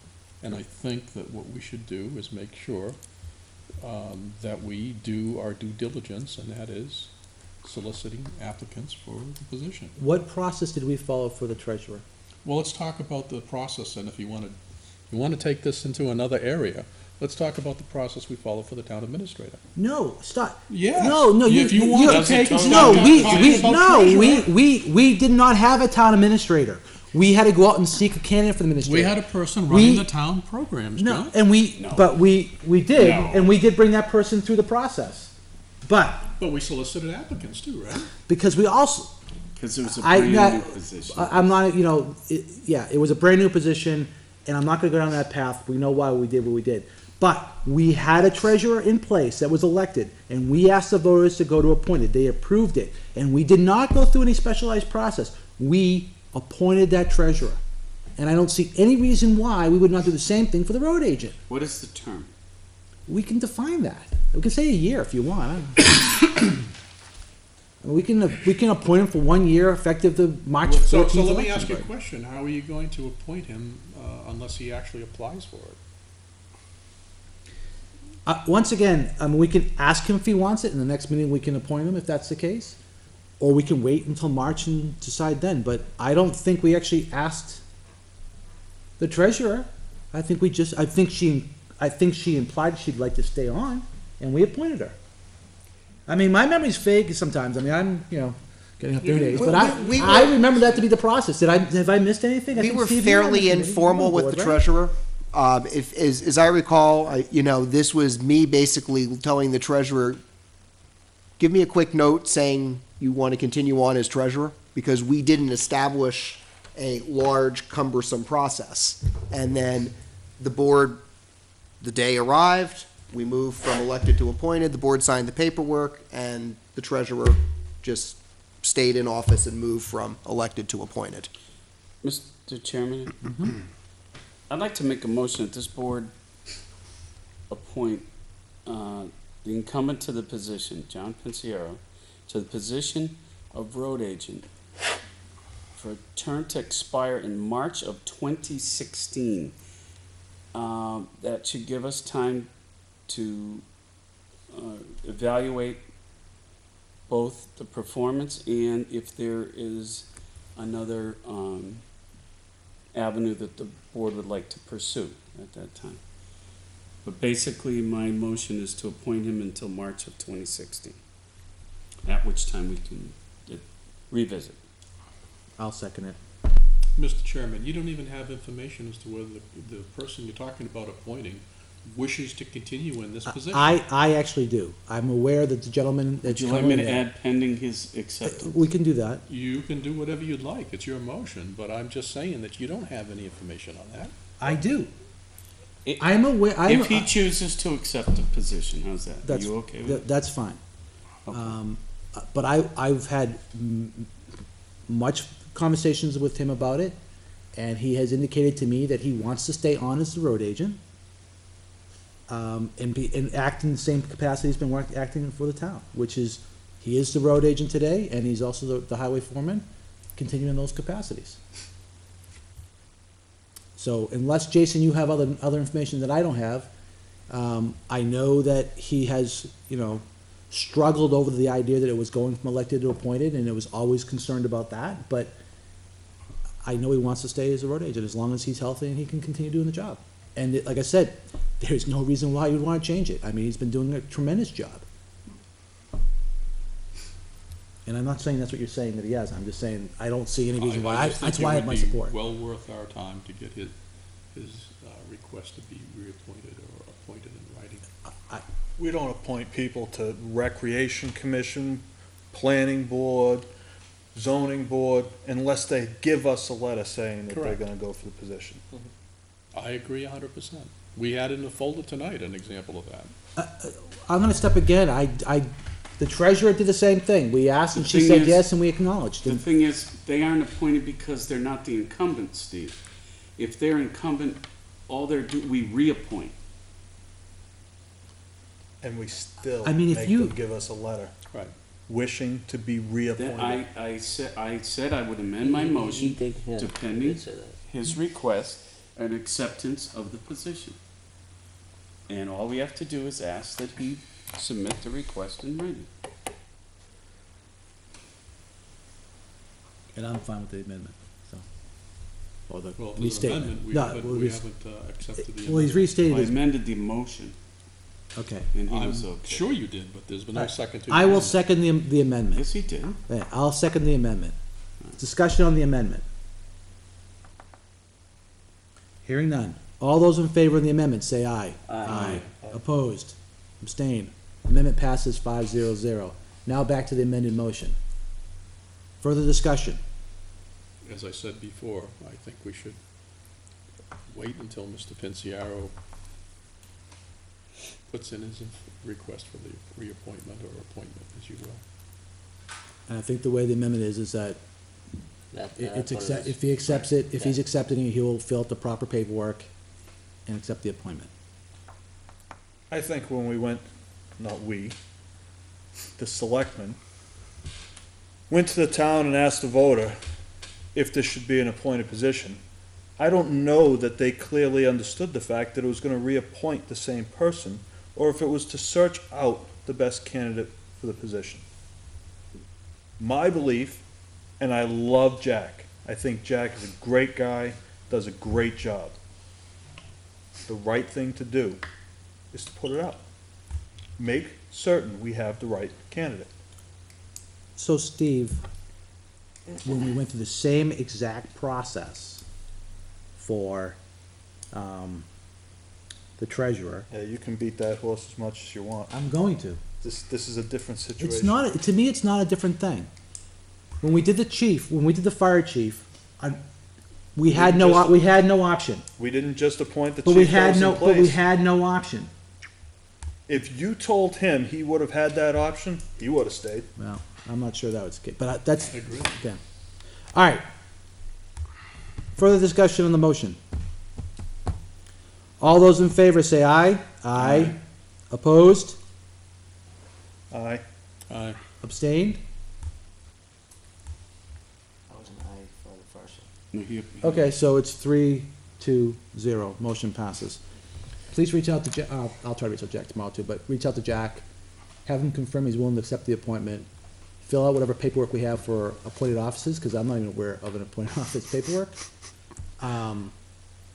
And any other legal things we have to do it. Okay.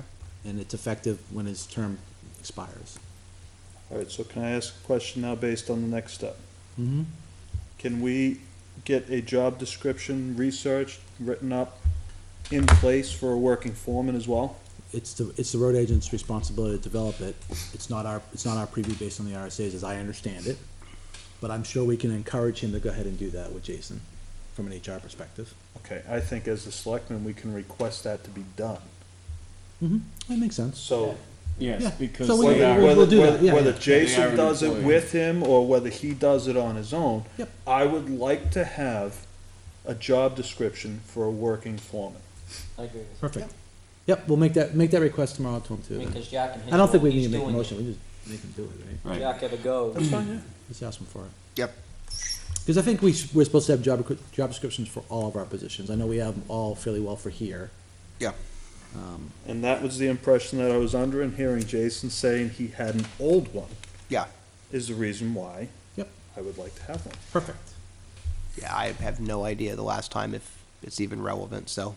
It may be a few weeks till we actually capture what is actually being done, because there's not, so, this one that you reviewed was largely boilerplate, the law specifies what it is.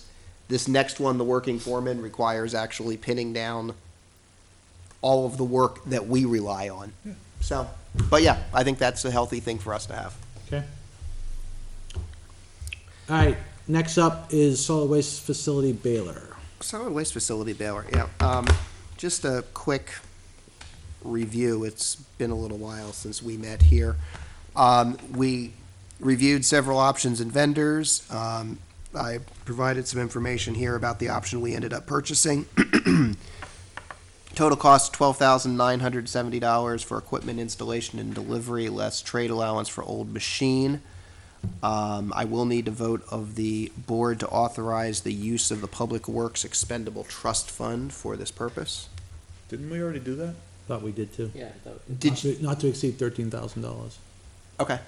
Okay, you did, yes. I mean, that's my recollection. How about? Yeah. Yeah. Okay. Yep. Just as a question, what do we get in trade? $1,000. Really? I think they Really? gave us $1,000 It's like, to the kitty. it's I'm like surprised they buying. gave us that. Well, they made it up in the installation. Look, it's, you know, when we renegotiated these numbers, honestly, it's like buying a car. Okay, you know, the machine is worthless, but I'll give you $1,000 for it. I mean, this is really, the numbers game is Okay, like there it buying is. a car. Yeah. I didn't open the link. Yes, No, I if you did. look at it, it's actually provided there. So is this in? Not yet, Wait. not yet. It was it's a Have couple. you, have you weeks been away. down there? The recycling was backing you up. Oh my God. It was coming over the edge the other day. You can't compress it I fast know, enough. I was looking, I said, oh my But, God, hey. poor guys. Well, if you wanted any visual validation as to why we need to have bailers, if you ever had a question, And this what's is scary, why. that was Friday, I can So imagine what what it was happened after at the last couple Saturday. No, just there's a lag time in general of like 4 to 6 weeks. So, in terms of by the time they get there and get delivered, yeah, this unfortunately is not an off-the-shelf product. Right. You know, one of the other vendors we were Can you say looking how at. long the installation takes? Installation's quick. It's like A day. it's like a day. I think the last yeah. thing put it was like a day, Yeah, the last one went in real fast.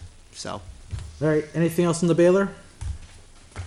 Moving on, warrant article list for 2015. now this is another light topic. Well, I know this is your capture list, right? There's a bunch of stuff in here. Yeah, there's what I wanted to start getting the direction on sooner rather than later is those things that what we haven't talked about are warrant articles that would need an appropriation.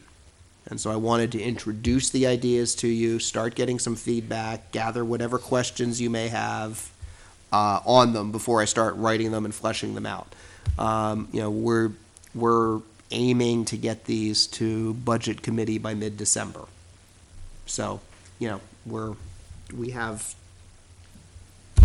a leisurely path. And so my thought is if we can get through that first wave of the appropriation ones and I have a sense of where you are, then we can also move on following that to the non-appropriation articles, which we also need to start working on.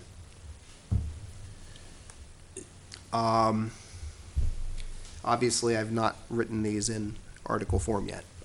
But you want me to just walk through each of the topic areas and Yep. get your input? Yeah, please. The first one, and this comes out of some of the budget discussions, Fire Department, Highway Department, Vehicle Replacement Capital Reserve. You recall, we talked about replacing Fire Department vehicle, and then more recently, we bought a truck for Highway Department. The notion here was having funds available to buy from surplus or auction when an appropriate vehicle is available. And then if nothing suitable, funds could be applied to a future vehicle purchase for either department. Let me jump to my alternative, and then this will give you a whole bucket of things to think about. The other thought is to establish equipment capital reserve funds for the fire department and police department. This would cover the cost of acquiring that surplus vehicle for the fire department, as well as replacement of critical items that may fail during the year. Similar approach could be used for the police department. As part of the capital improvement planning, we've been recognizing that there are items such as radios, radar, dispatch consoles that don't have to be replaced right now. But we know that they're on borrowed time. And when they eventually fail, we need to replace them.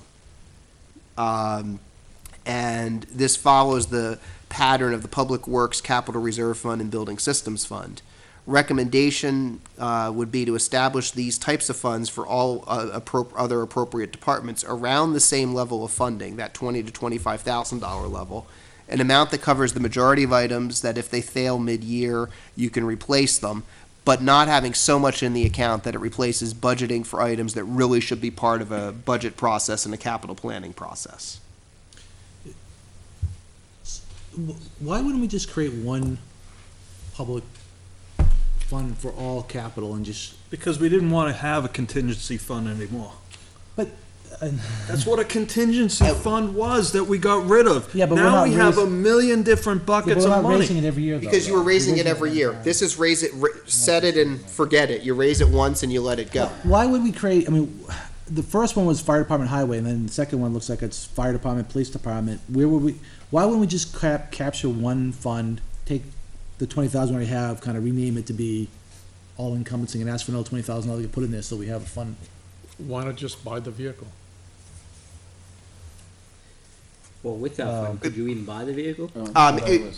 If you're gonna buy it from surplus, Continue. yes. I mean, that's, If you buy it from part of the surplus. if you buy it from surplus, yeah, you can buy the vehicle for that or less, depending on what it is. What, just so that I'm clear, because there was confusion about this last time, what vehicle are we talking The about? plow truck. Well, no, okay, in highway it would be another plow. In fire, which was the real Well, let's reason not we say another talked about plow. this, We was. replaced a truck that left the fleet with a truck. Why do we need another plow truck? That's what I don't understand. We let's not, wait, can we move behind the plow truck for a minute, because we're now making this more confusing. Yeah, no. I've made it confusing enough. The starting point for this was the conversation we had, fire department, replace forestry truck. Right. And having something available for surplus if the right appropriate surplus So- vehicle came up. Let me ask the questions so that I can get through this with my limited intellect and make sure that I'm on board. And that is, when you say forestry truck, I think of the forestry truck that was given to us, which is an old army Some of the vehicle. pickup truck with a. If you're talking, The if you're utility talking- truck. Sorry. truck. Oh, If okay. you're talking, Okay. F-250 Yeah. or whatever it is, that's, Okay, sorry. Yes, I think it's a 350. It is three. whatever. Yeah. right. Sorry. 50 no, with no. a flatbed. Not It's the their big- utility. Why don't we just buy an F-350 then, or 450? Because whatever. because one, buying a new truck and making the pitch for that doesn't make a heck of a lot of sense for the use it gets. We think we can get a better value for the taxpayer if we're able to get a surplus vehicle, if the right vehicle comes up at the right time. I'm not gonna sit here and propose buying a new vehicle, because I think that's. 350 or Then don't 450. buy a new vehicle, write a warrant A lot of article that money. says you're gonna buy a used vehicle Well, or a surplus vehicle. A 350 or 450 chassis, which is all we're buying as a chassis, is only, I think it's like 25 grand. Stripped down, it's all you need. How old's the one we got? It's not, I think part of the problem is undersized. but- 2002, I think. Yeah, Pretty old. Year after, So The it's issue been is- the issue is the serviceable size all issue. along, and now today it's undersized? Well, it's undersized because of the skid unit that they put on it. So they put an oversized unit in an undersized vehicle. Correct. Well, they replaced, Well, they replaced the rotary. When the water's in the unit. Yeah, when the water's in, yeah. See, it's been always like this, but it's just breaking down now. The obvious answer is don't put water in the unit. I don't even know what it has. It's 8 years old. For mileage. I don't think it has that much. no, and we wouldn't get rid of it. We would just swap the skid onto the Yeah. right vehicle and use that as a Right. rest of a detail. I don't know what it has on it. So we would add another vehicle. We would replace the vehicle down we a got vehicle. rid of this But we're year down a because vehicle. we're down a vehicle there. We got rid of Hold one. on. Yeah. He's on a roll. Do we want to talk about the fact that the vehicle you're saying that you took off was the extra vehicle added on when the Tahoe replaced it?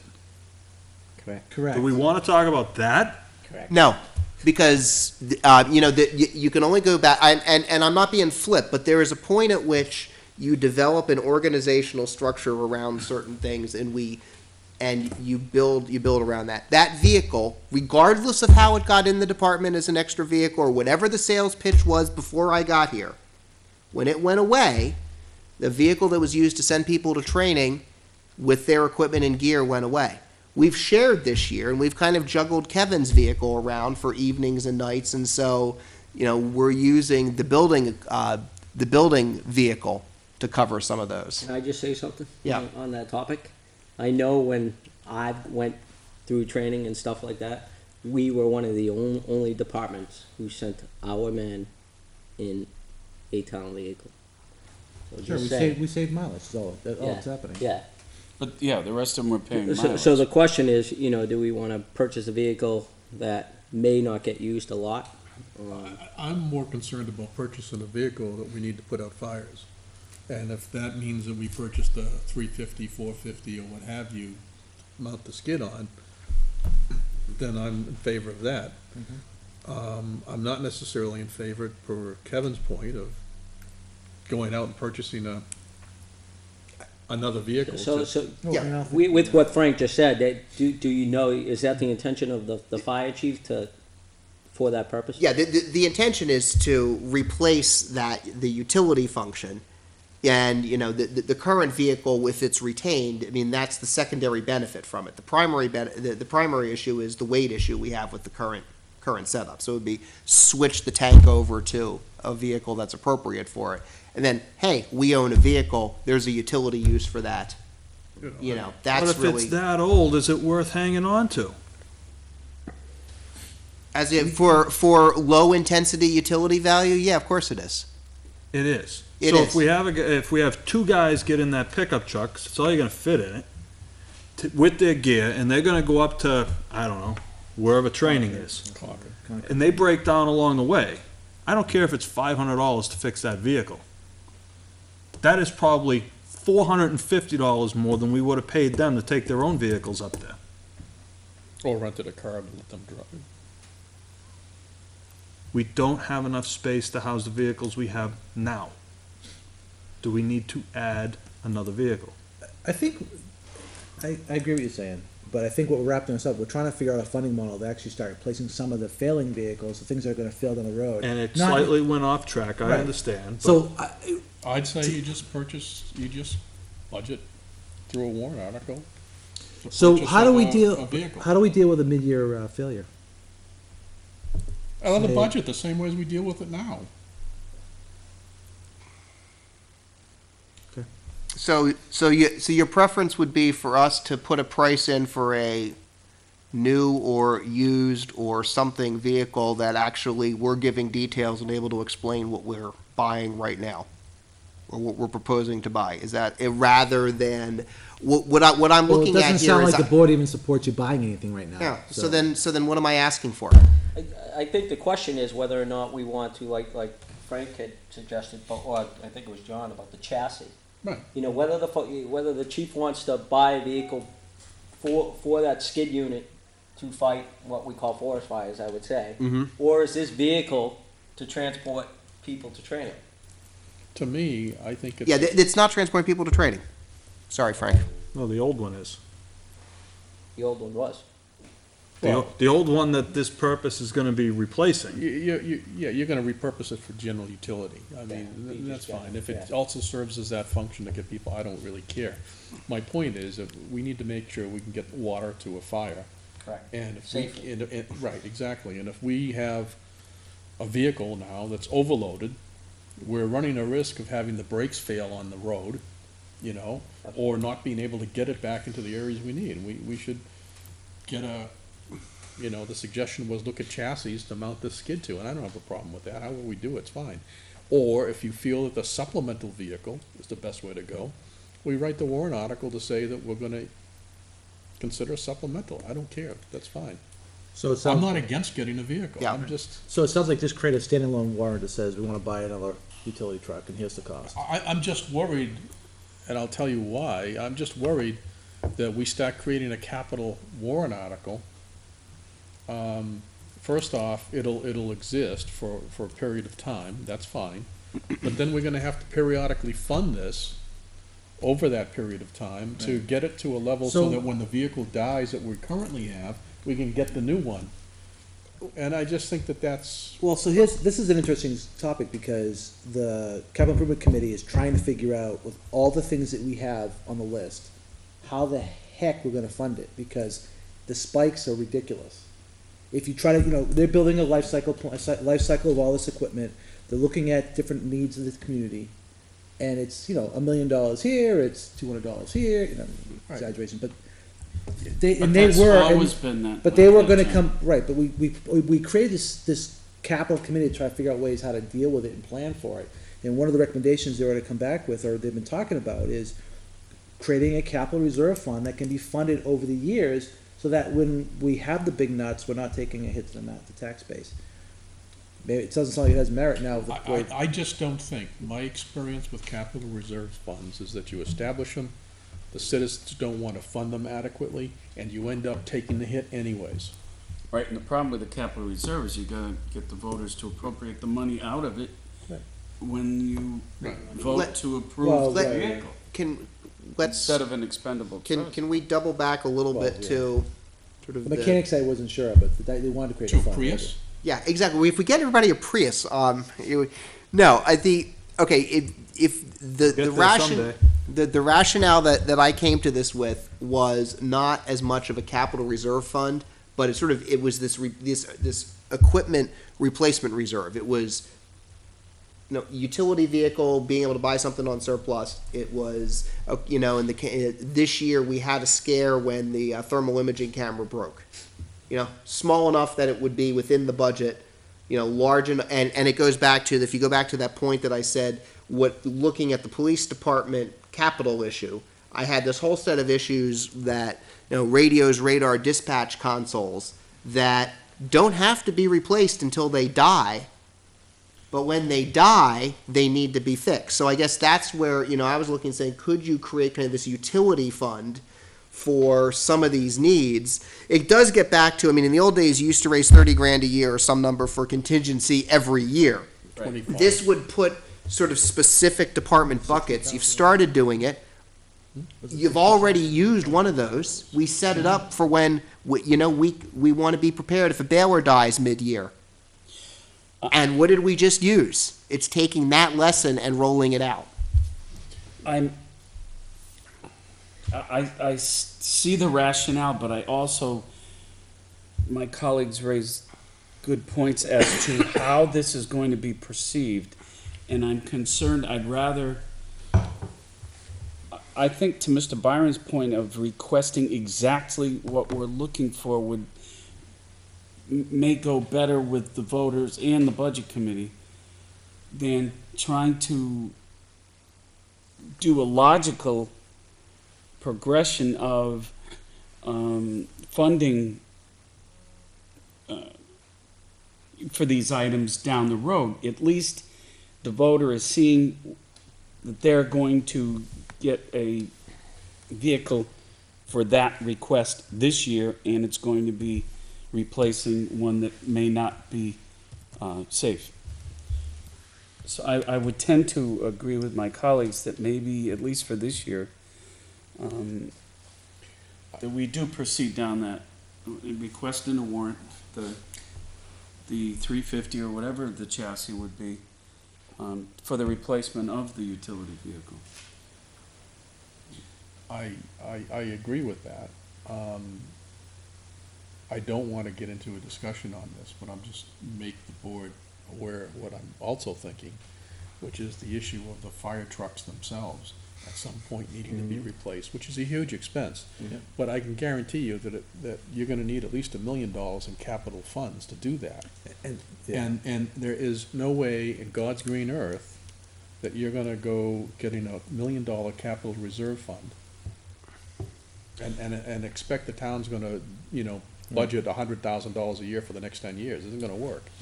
I think they'll go back on the 5-year lease purchase schedule. Work We- fine. We're for all not the doing leases vehicles. anymore.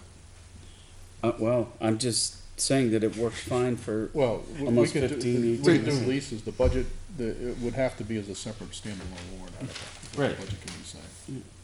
But I mean, Which I think is fine for a fire truck of that magnitude. Yeah, and like you said, the capital improvement group, that's one of the challenges, is they realize no matter how much you try to figure put in this fund, if we were to create a fund, it's still not enough.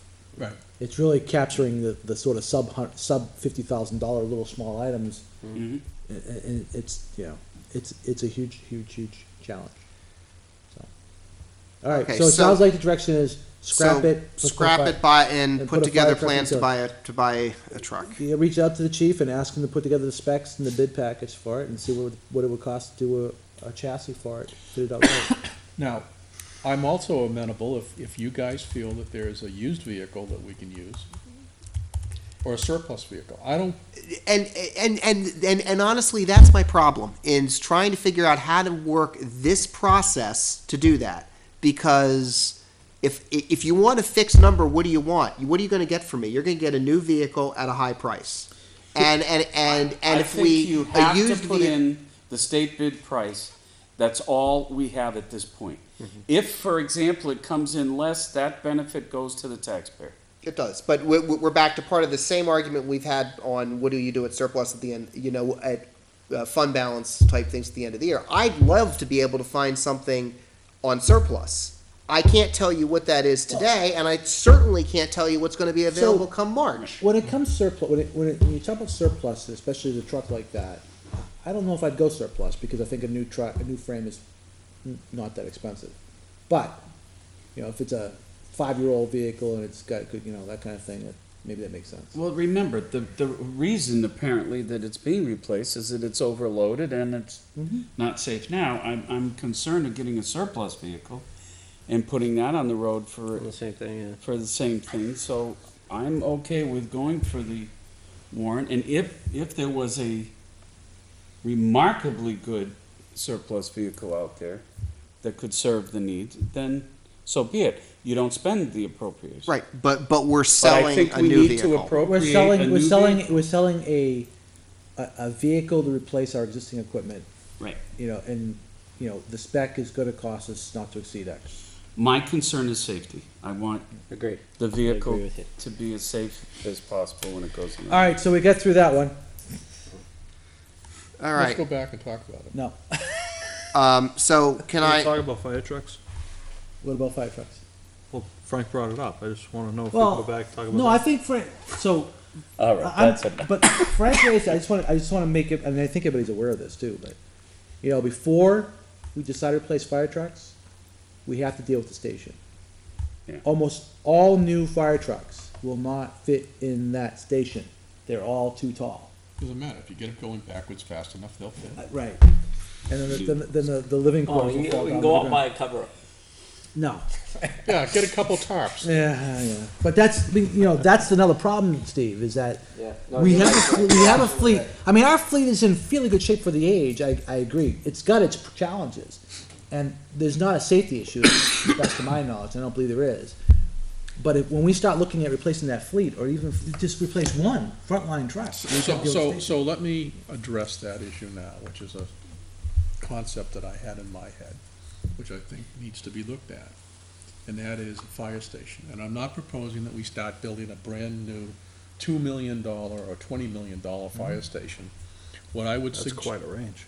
Yeah, I know, but I don't From a want, garage I to won't say where I was gonna say, I'll just drop that. What I would suggest is that we take a look at, can we expand the facility down that we have today by putting an addition on, which will address the, size issue for future fire trucks?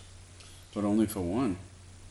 One or two, I don't know, can we, I don't know what we can do, I'm just There's thinking. not a whole lot of room down there. I mean, No, I don't, there's a lot of other because facility issues. it in isn't the general. first time we looked at that, and Well- I believe for setbacks and the whole, you know, with the property itself, I believe we can't, you couldn't add on to the south side.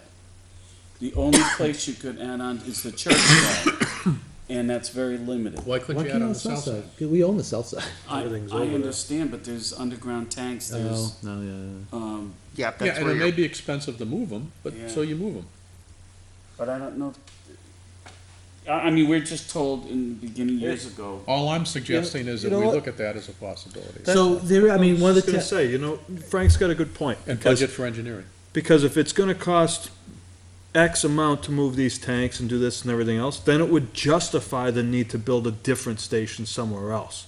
But it doesn't hurt to check. No, it doesn't. And I think, you Oh, know. absolutely. And So- all I'm suggesting right now is that we have a warrant article for the engineering of that, that's all. To see what is feasible down there. And I think that's fair, because that is actually something else that's coming out of the CIC. well, that's a good point. Because we've asked one of the members to kind of spearhead the building side of it, which is focused on the fire and public safety and the things we've talked about in the past. We're meeting on the 6th. and Or the we'll see 4th. the official, or huh? the 5th. How about the 5th?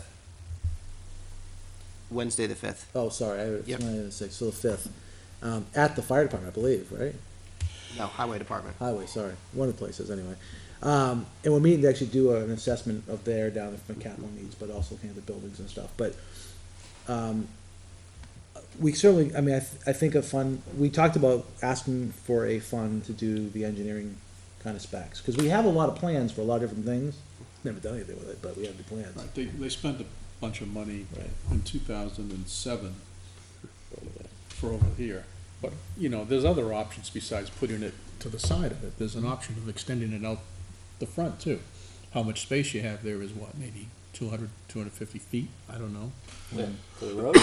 Well, but the other challenge is. You would be No, closer to the But- road and you'd have to But then consider you have, that. but then you have a There's not safety much room. issue. Yeah, there's not enough room for the backing those vehicles in. As of right now, they go around, and if you come out further, you're creating other issues, but yeah. But to be fair, on this whole spectrum, you're not gonna redesign the fire station tonight. No. But what we do have to do is think about, you know, and this is kind of what we started looking at, doing a little bit of the space needs assessment on what do we need in that department, what's appropriate, and then how do we dust off the many plans that have been there, the what-ifs on the current site, the site up here, the So- site wherever. You know, we proposed a year plus ago some engineering to do that, you know, because it's a relatively low cost. Did we That get part's any a- money?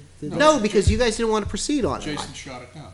Yeah, I offered it. I would suggest that, you know, you have $23,000 in impact fees available for this type of purpose in the fire department impact fee fund. Well, I personally think we ought to study that station, see what's feasible down there, if anything. And I would also use the money to update the existing plans that went into generate Over there. over here. I- And when I say update them, I'm just talking brush up the numbers, you know. We can, I mean, so I've asked, it's fair to say, right? I've asked John Poulos to lead that as part of the part of the capital committee. And we've identified him as potentially being a person who can work around and do that. We'll confirm that with him and let him run loose. Yeah, I mean, we have, but again, I guess what I'd suggest is that, you know, If you have- we provide some of the technical support as well through engineering. We have the funds to do it. I can dust off that plan, update it a little bit. I'm hearing a slightly different cast from Frank that I think we can weave in. I think we kind of discounted primary use of that site down there. We can certainly It doesn't hurt revisit to go that. look It doesn't at hurt to look. No, not at all. It doesn't hurt to look. Here's my concern. Every time you get involved in talking about a new fire station next to the town hall, or a new safety complex next to the town hall, people say, why can't we use the existing one? And unless you put some money into engineering or feasibility as to why that facility can or can't be used, you're gonna always sit there and say, It's well, always conjecture until you have facts. Exactly. I always think that during the fire department open house, they should leave all the trucks inside. I think people would understand why it doesn't work. Right But now, I think to always- Frank's point, that's a good point. No, to have facts I and- no, I agree. I'm not disagreeing. We I need to sell the idea. Right. Whatever we And I decide think that to would do. certainly help to Yeah. sell the idea too. agree with you on the open house thing, Jim. Because when all those trucks are out of there, It's it pretty looks like big. it's big. Yeah. It's not big, not even. When you gotta turn sideways to go down some miles, it's kind of tough sometimes. Okay, I can crawl under the bumper. You don't have to duck the, oh. alright, so we got the 1 hour request, we've got the, use of funds. if it makes sense that we take it out of impact fees, then so be it. Then John should put together an impact fee request. Yeah, I'll get that concept plan Let's talk with the updated. committee on next Wednesday and Yeah. make sure they all agree and, the board is suggesting it, so there's no reason why Is they there wouldn't. any expiry on the fire department impact fees coming up? Yeah, they continue to expire. All the more reason to use an impact. Yes, fee. this is, Karen yells at me monthly, because we're giving back, well, you're not as bad as schools, but, Alright, paint stripping unit, we already agreed to put that in the warrant, right? Paint striping. Paint striping. We don't want to take the paints off the road, John. I do wanna ask a question about that. What do we pay for paint striping a year? we pay 10 to 15,000 depending on what we stripe. Well, that's not gonna matter though, because this can't do it all. No, That was 10,000, was that 10 to this, 15 for we'll, this, we'll pay 5 to 7,500 to stripe fogs and centers as needed. And this will do parking lots, this will do stops, this will do arrows, this will do the small work that we still spend 5 to 7,000 on a year. I would like to do a payback on this, because the payback on this, I think, is less than 2 to 3 years. Yeah. Even though it's only gonna be doing that small amount of work for the town. I just question how much time it's gonna take up to actually do it instead of just contracting it out. I agree with that, and that's a factor you need to add in, right? And we talked about that, and I think Yeah, one of the yeah, we things did. that We has did, been you're right. suggested is the part-timers will do it. Part-time summer help will do it, that's when they're doing it anyway. We could do it in the winter. No, spring, summer. There is a certain degree at which paint does not stick. Well, I think if we're gonna sell it, we have to also have those, like I said, what's the payback, and does that make sense? I just asked that it be put onto this as a placeholder. Mhm. And if we don't have the information that shows that there's a payback for this, then fine, we'll take it off. Right. That's all I'm asking. Okay, roads 1 and 2. Roads 1 and 2. So when you met with the road agent earlier this year, we had a multi-part list that was about $2.2 million. of work in the immediate future, based on the updated plans that we had. And the question, or the suggestion coming out of the board was, can you, because I think the road agent and I had talked about bumping up the number a little bit higher this year for road improvement work. Based on the past year, we got a lot of bang for our buck. The other thing is listening to the voters. The voters seem to be more supportive of road improvement work than anything else we proposed. It passed overwhelmingly, and that was a big number. So, but the suggestion also came back was, don't bundle it all into one, put it into more than one, and give the voters some choices. So, what we have is a two-part plan. Roads 1, which would be sort of continuing overall on the pavement improvement plan. So this article would look and feel like the article we wrote this year. So these would be our primary targets, and if we get things done for less, we would stretch that money to other places. The primary intention here is Pinecrest, what we call Pinecrest East Phase 2, which goes from Moose Hollow to Hillcrest, about $97,000, and Blue Jay Way, about $134,000. So a total of $231,058. We raised about $170 this year. So this is a jump up over that amount. And this is exclusive to the highway block grant, right? This is, no, the highway block grant's in the budget, totally separate. In the budget, the highway budget, the highway block grant, what we're anticipating there is the remaining part of Stark and Nesson Keg east of Albuquerque for a reclaim and pave. So I'll tell you, this is above and beyond that. Yeah, this is above and beyond, like we did this past year. You know, I mean, the difference is this year we have 170. Right. So, sort of like to like, you could match up 170 and not have a tax impact, because that's your like to like. What this is suggesting, okay, well, if you look for a little bit more, you go to 230, this is what you can get done. Why not just make these, and I'm looking at Road 2 too, but why not make these 3 separate warrant articles? Because we would like to not get into the process of doing a beauty contest by roads, and would like to have the flexibility to deal with the pavement improvement plan, which is how this first article will be written. Mm-hmm. So when little stuff happens, it come up. If we get into the practice of listing every road individually, Mm-hmm. and listing only those roads individually, that sets a real interesting precedent for us going forwards. If you live on a small cul-de-sac, you may that has like 6 houses, you No, may the never small- get enough those will votes to get- pave it. I mean, they're in the plan, and they're gonna fall into their date when they come up for the schedule. I mean, we have this 25-year plan that has all these roads listed. I gotta get the money for the plan. I know, but they could come out of highway block grant, and we I'm Well, just saying. right, I mean, and this is kind of what we're juggling. I mean, I go back to, I got a short run list here of needing $2.2 million, and the longer list we looked at last year, it's a big number. So dicing it up somehow into, okay, if 170 was accessible, can we push the envelope a little bit more? And if you don't want to push the envelope to there, we can push the envelope, well, not at all, and you can set a number, and we'll get done what we can get done. You can, there's a lot of different ways to I take mean, it. you're giving the voters a choice, and I don't have a problem just putting it forward the way it is, right? Here's Road Project 1, above and beyond the highway block, Mhm. and Road Project 2. It's one or two warrant articles. There's 2 warrant articles. Right now, I'm looking at it as 2 warrant articles. I would separate them personally. And I have Pilgrim sort of as a standalone, that's a big ticket item by itself, and that, Can you do that whole road for that? Pilgrim?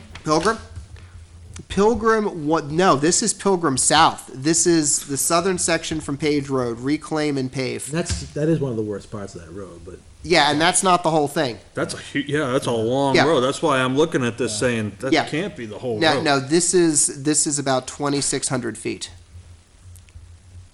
Yeah, I mean, this is what we're up against. These are some big ticket numbers, So, I asked the same question Frank just said. Why not just separate them all? I know you don't want to do it because it's separate, here's the beauty contest, but you could write the warrant article the same way. We still have the out if we have to have the out, but why not just identify what we're trying to do?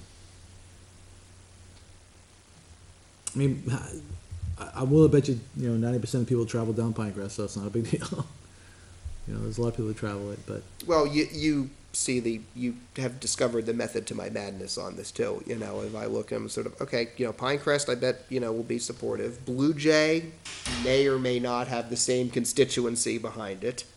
A lot of people don't even know where Blue Jay Right, is. exactly. And, I think Pilgrim, there's a decent sense of it. If you put them all, we can certainly put them all separately, but I worry more about the precedent that sets and the variability then of, what do we do and, do we want to keep going down that road? I also, well, I mean, I'm a strong believer they all it should just go into the budget and be there, but we can't do that neither. So, I mean, these are our assets. We have to take care of them. It costs money, and the highway block grant doesn't give us a whole lot of money to deal with it. I mean, So we're doing the best we can. the other approach altogether is to say, to pick a different target. I jury rig these numbers based on my list of projects. I mean, we can build and stretch accordingly, and if we can't get something done Yeah, this but year, this- we'll stretch it to next year. But there's a priority list too, though. There are roads that are falling apart that got to get focused on. And if we just keep on kicking it down the can, it's just going to get more and more expensive. No, but I guess I'd argue it the other way. If there is a number that the board says we're comfortable seeing that in an article and asking the voters, and you're not pushing the envelope too much, that based on that plan and based on how to stretch the dollars, Jack will find a way to stretch those dollars as far as possible. Go back to what Frank said and I said earlier, just separate them all out. They freestand, and the voters can pick and choose. Okay. I mean, because the 231 is a hard pill to swallow. I think people will support it, but I just don't think it would pass. Okay. I don't think you'd get them both. Right. Right. Well, I then think what's- if you Pilgrim, Pinecrest, and Blue Jay, maybe Blue Jay is the one that loses out because no one knows what Blue Jay is, but maybe not. I mean, people do realize our roads are falling apart, and they know we have to. And it's up to Jack and us to get out there and say, hey, this is what we're trying to accomplish. We've done it. Here's what we've got done. You see the work that's getting done. And these are the roads that we have identified that are next. And The road plan that Jack has proposed, right? How many of the roads are in failing condition? He's done a pretty good job of, the ones remaining that are still all the ones remaining are in fair to poor condition. how much money was it to do them all? 2.2 million. 2.2 million to do them all. Yep. Is it wrong for us to, instead of doing this every year, pitch a road maintenance?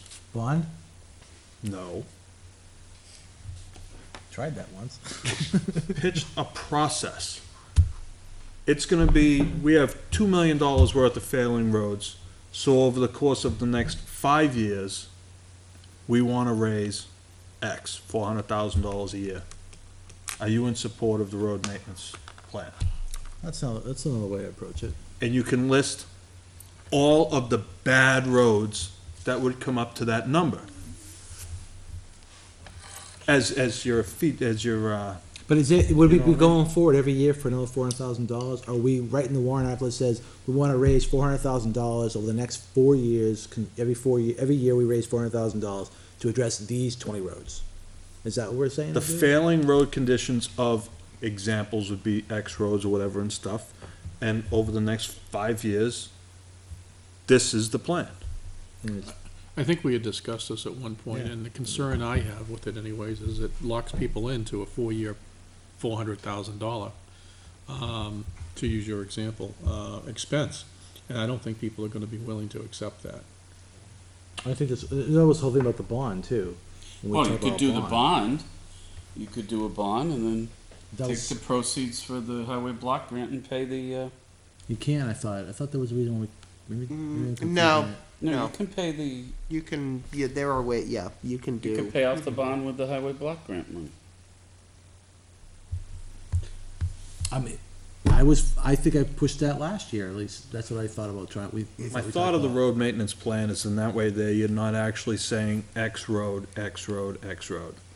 You're saying, this is the whole group of roads, and then if they say, well, I'm gonna look at these roads, and they go out there and drive and go, oh, okay, well, Mm-hmm. I mean, at that point, yeah, they have to trust the fact that Jack's gonna do the right road first. And that's where, I think we've been trying to figure out, okay, if, what's that right target number? Because, we can stretch, and we did more than just the roads we listed this past year. So if I start breaking out each individual road separately, I gotta be real creative in how I write that article. So, well, I gave you So- 164 for Pilgrim. If I got Pilgrim done for 150, can I go do the 14,000 someplace else, or is it lost? It's lost. No, I like Steve's idea too. I mean, again, we went down that path last year, and in some fashion, we went down that path, and we went against it, but. The other thing is reset a number. I mean, I come back to that. Last year, 170,000 a year freaked everybody out because it was a big number. The voters would never support it. $250,000. Voters supported it. So I guess I'm looking and saying, given that result from the voters, is it 250? Is it 400? Is it 200? What's the number? How about this one? What if you go at it this year and you offer these roads up, okay, as what we want to get approved, and ask them if they'll approve that plan effective starting in a year? See? So you have a road maintenance plan. You say So let's no. just say this is $300,000 between all of these, okay? Instead of 2 million to repair the roads in dire need, you'd need 1.7, okay? So you would not only be asking to do these, you would be asking if they would support a road maintenance plan that would begin in 2016 For 1.7. for 1.7, which would be stretched out over 4 years, 5 years for X. So then, you're not just going all in on one bet.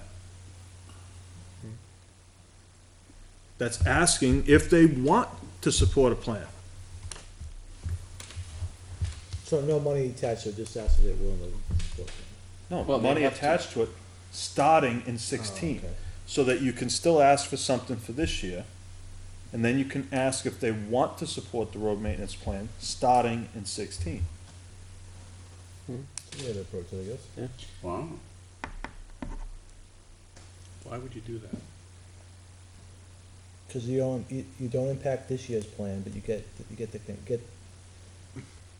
the support if they are willing to do so, to go forward with the plan. Or then you just keep on pushing it year by year. Because if they say no to the This is year- plan, this that is would year by start year. in 16, then you'd know in 16, you gotta do it the same way. You gotta throw out 1 or 2 roads and say, this is what it's gonna cost to do these. Just an idea.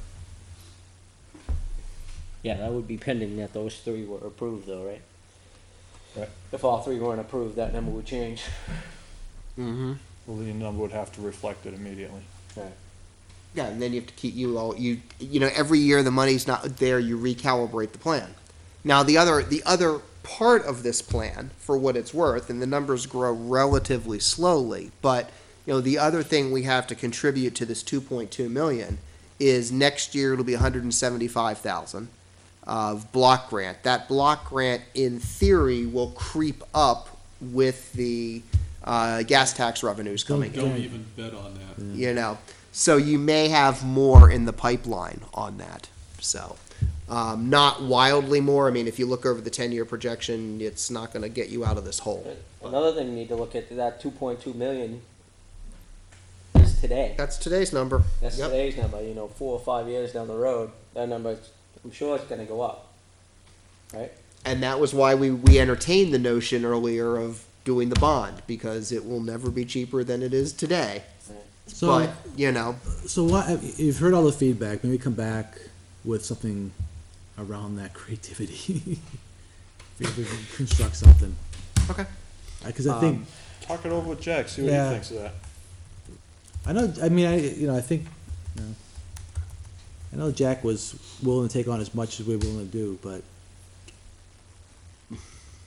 I mean, if you think about this year, those projects were all done. I mean, the weather really cooperated with them too, but we pretty much had everything done before the beginning of the summer. Yeah. So he had plenty of time to do more work if we could have got more funding, but Oh, yeah. So, Yeah. anyway, all right. All right, Albuquerque Extension. just to let you know, I didn't forget about this, numbers waiting, updated, I'm waiting an updated letter and costs from North Point Engineering. This goes back to the conversation we had with the road agent earlier this year, that we're supposed to be bringing a plan back to town meeting about a potential signalized intersection at 102. So, I did link in on the memo from North Point from the summer, and Kevin Leonard is basically updating that based on some comments and feedback. Okay. So, Fire packs? oh, here's So- another easy one. No, it's not. You're worried about us if I think we said go ahead and just fund it, right? Go put it all on the warrant article. Oh, let me recap here. We raised $21,000 for this purpose in 2014 in anticipation of receipt of a regional grant. Right. Grant was not funded in 2014. It's our intention to apply again. However, our air packs need to be replaced in 2015. We expect the total cost to be around $184,000. If we, Just a question. Yep. 184,000, is that exclusive of the 21? no, it's not. So we need 100, based on these numbers, we need 163 of new money. Thank you. If we raise the money outright or commit to lease, our chances of success will fall significantly. After all, if the town's already funded the program, why would a grant be awarded? In general terms, if we lease purchase, we're looking at about $65,000 a year over 3 years, 50 over 4 years, $48,000 a year over 5 years.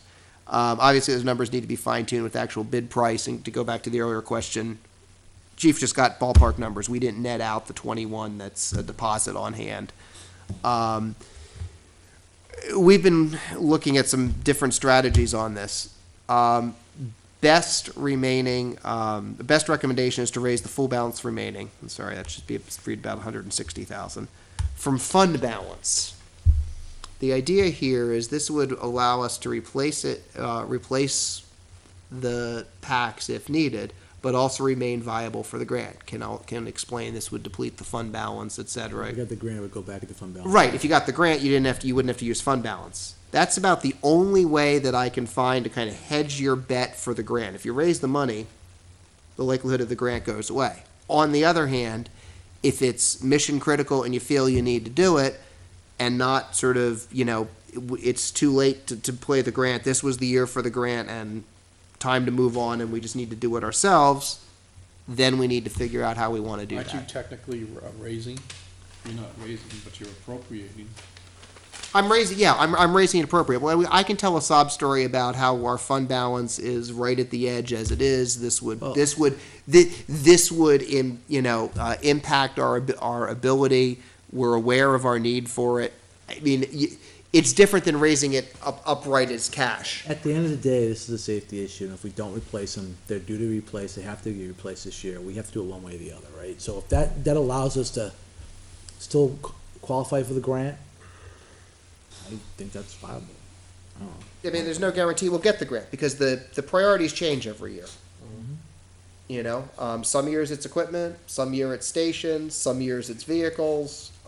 Who knows what it'll be next year. And like I said, I'm in favor of going forward with the warrant article, and I'm okay with it coming out of general. I don't know about anybody else, but it has to get done. I agree.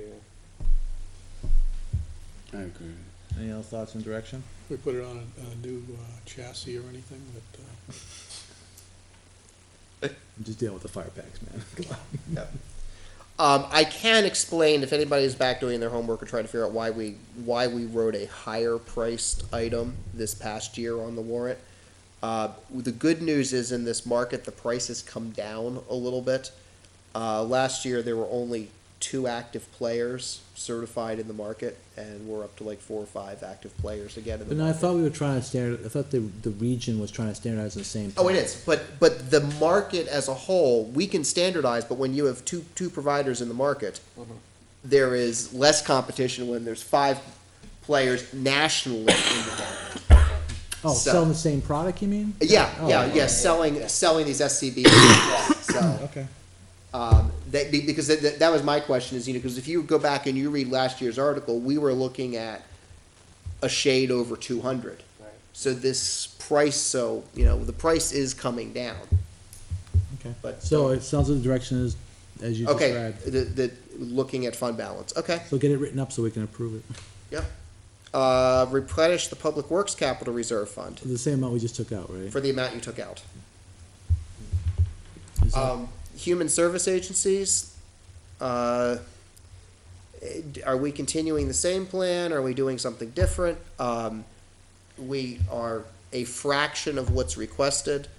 I've put the agency requests and their supporting documents back on the budget page. I think, didn't we say that during, but during deliberative, we would share that information, so that if people wanted to amend it, they could amend it? You know, we have been going in though with this number of 40, 90, Yeah. whatever. Yeah. I think we should go in with the full request and then start to debate it at deliberative. I'm okay with that too, but. Do you know what our budget? $29,000 town of Northwood gives the Human Service Agencies. All We're doing 4,900. I'm going. Our original Jesus. idea in doing this is to give the people the chance to So consider you're what they suggest- want to do. Well, I think that's a good point, and then list them. So flip it the other way, give them the max amount, tell them what the breakdown is, and they can amend it at the If you deliberative. want to cut this down, here's what we've given, and then we could say, here's what we've given in the past. I'm fine with that. Yeah, I'm okay. I mean, with that. again, it's the choice of the folks to do it. Yeah. Now, the only question is, if it doesn't pass. Well, then then we give don't that- give then we- anything. Okay. Yeah. What's the difference? But we did pull out the one we had to give, right? We pulled out. Yeah, we The pulled that child out, we advocate? put that in Okay. the police. All right, I'm fine with that. Switched. All right. Um, Wage plan, which we're gonna write that up, right? We already agreed on the number. yeah, right? that's, I just wanted to confirm, that's the number, that was this year's original first year Start the plan, implementation. yeah. So this is kind of like kicking the can down the I road mean, is there any, one more year. does anybody have any desire to increase that number? To try to implement the year one, year two numbers? or- My only desire may be, and I'm not firmly wedded to it, but maybe consider taking it from fund balance. Okay. I'm told by the auditors that our fund balance is healthy. I don't have a problem taking it from fund Our balance. auditors say our fund balance is so healthy that Jason Hope should be Rewarded? living large. You just committed $140,000 of it 2 articles ago. Okay. So, I mean. And we that's- have that's we have a only small- $200,000 commitment for November too. That's only a so small pittance of what we could have committed. Well, Relax. no, hold on. I'm going back to, Deep cleansing breaths. if you take it out of fund balance. I'm just suggesting, I don't need to make a decision No, tonight. but you know, Something to if you, think about. if you go back to the beginning part of this meeting, when we did the unanticipated revenue, you dropped $28,000 into the fund balance. So, Yeah, we could have allocated it tonight. well, yes, but you could also find a way to explain it through that too, because you've received about 25,000 from. But you know what? Yeah, I know. We I could have done know. it tonight, next one, start implementing tonight, but. So anyway, okay. Last one, and I figure this is probably No, I have a couple. the last one of my list, that is probably a dead idea, but I thought I'd mention it because welfare trust fund, again, sort of the issue, we raise $20,000 a year, costs are unknown, have the potential to be wildly variable. Past 2 years, we've been trending under 20,000. Which, based on the budget committee's comments, they're gonna cut it anyway. Right, they're gonna cut it anyway. And now, on the other side of it, this is one of those areas where you have the ability to overspend your bottom line. So, Yeah. You Yeah. have to. In the welfare, no, bottom line, not the bottom line of the overall budget. bottom line of the overall budget, if You welfare. have to pay welfare. You have to pay it. Yeah, you have to pay it You've got regardless. no So you choice. can So- overspend your. That was my point at the budget committee meeting. Yeah, That's the only thing we can overspend on? and legal. And legal fees, yeah. Oh, so, then let's zero out the numbers. What's the point? Zero it out. Because you don't want to zero it out because it comes out of the budget. You have to have it in the budget. Right. So put $1. Why would you do that? Because that's the only the two accounts we can overspend. So why raise the taxes? Let it come out Because of you're going to fund. have to take it from other accounts You're in gonna order have to to spend it. Right. No, I just heard you can overspend the bottom line. One New way or concept. another, it has to be paid. So we might as well appropriate it.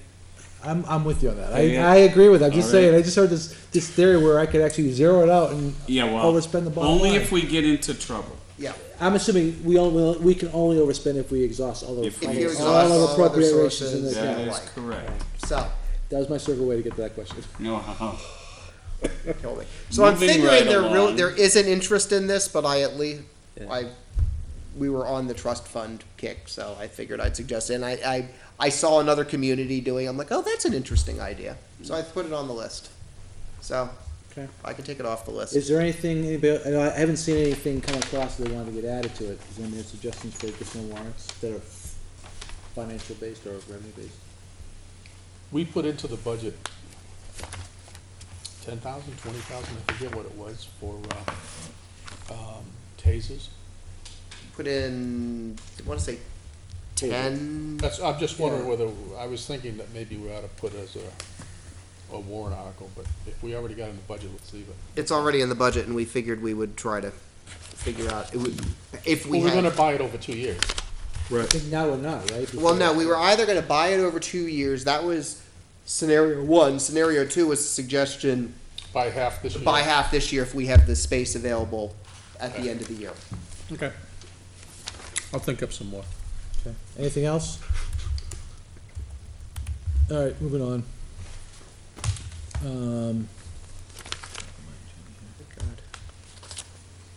I'm concerned, wait a minute. Oh, this is on cemetery lot sales, and it's talking about the legislative body? Where are you? Oh, I'm It's not. the non-monetary ones, yeah. Yeah, I'm not at the non-monetary ones. Other than I'm making a list for A body, future though? meeting. Oh, man. Legislative, Sorry. okay. All right, Keep it up. We'll have some governing bodies. We had no other items. Selectmen reports, Mr. Perry? Recreation has a meeting tomorrow night. Other than that, Recreation put out the bid for the lawn mowing contract. The bids have to be back by the 10th, and they'll be opened on the 11th. Otherwise, I don't believe I have anything else to report. Okay. Mr. Byron? Yeah, a couple things to talk about. Last Thursday, we had our budget committee meeting. It was the first budget committee meeting where the budget committee started considering and receiving input on the town's budget. The first budget that we had brought up was the IT budget. And the members of the budget committee had expressed a concern with Mr. Brunel on receiving the stipend, and stated that Mr. Brunel had a conflict of interest. And then they somewhat backed off of that, and then decided that, yeah, they felt that he did have a conflict of interest. And I'm guessing that the budget committee will probably pull that out of the budget. It was of concern that no one had a concern about this before, and all of a sudden, when there's a stipend, now there's a concern on it. So, I'm making people aware of that, this will probably be something that we need to address, how we want to do it.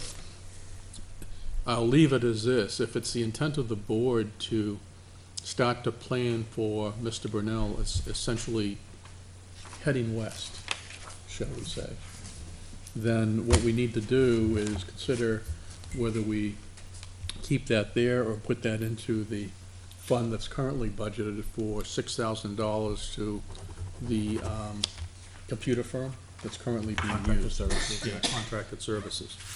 So how we do it, I don't have a concern either way, but I want to make people aware that that was expressed at the meeting. Can I add a little something to that? Absolutely. So, I had a real difficult time with the commentary that was being stated during the meeting, and I guess at the end, there was another additional public input that continued to put me under scrutiny for whatever reason. As I said to that budget committee at the time, I've been doing the job since about 2006, 2007.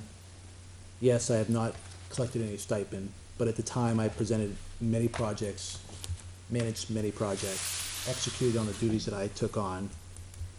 I have turned around a lot of issues and resolved a lot of issues. And at no point in time was there ever a conflict or an ethic concern or any level of professionalism that they were concerned about with the fact that I worked for a high-tech company. But all this stuff has come up. I will tell you that I've received several phone calls from my employer about it because they put into question the things that I've presented.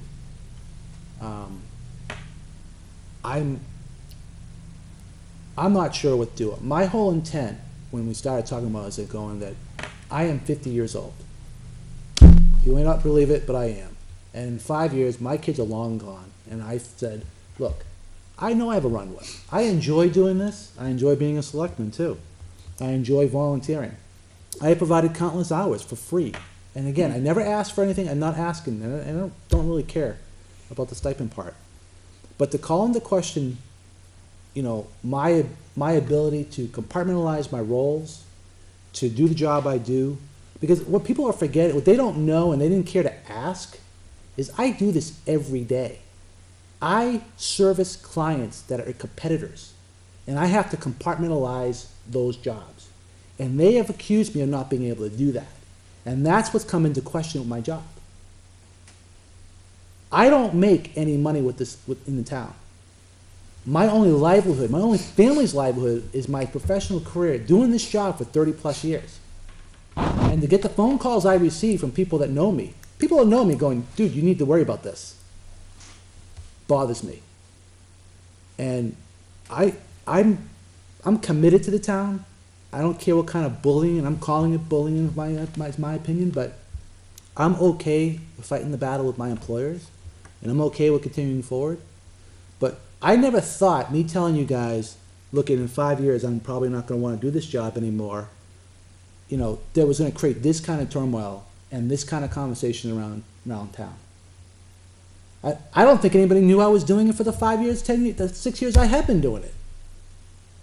So, the board can do however they want, whatever they want to do. In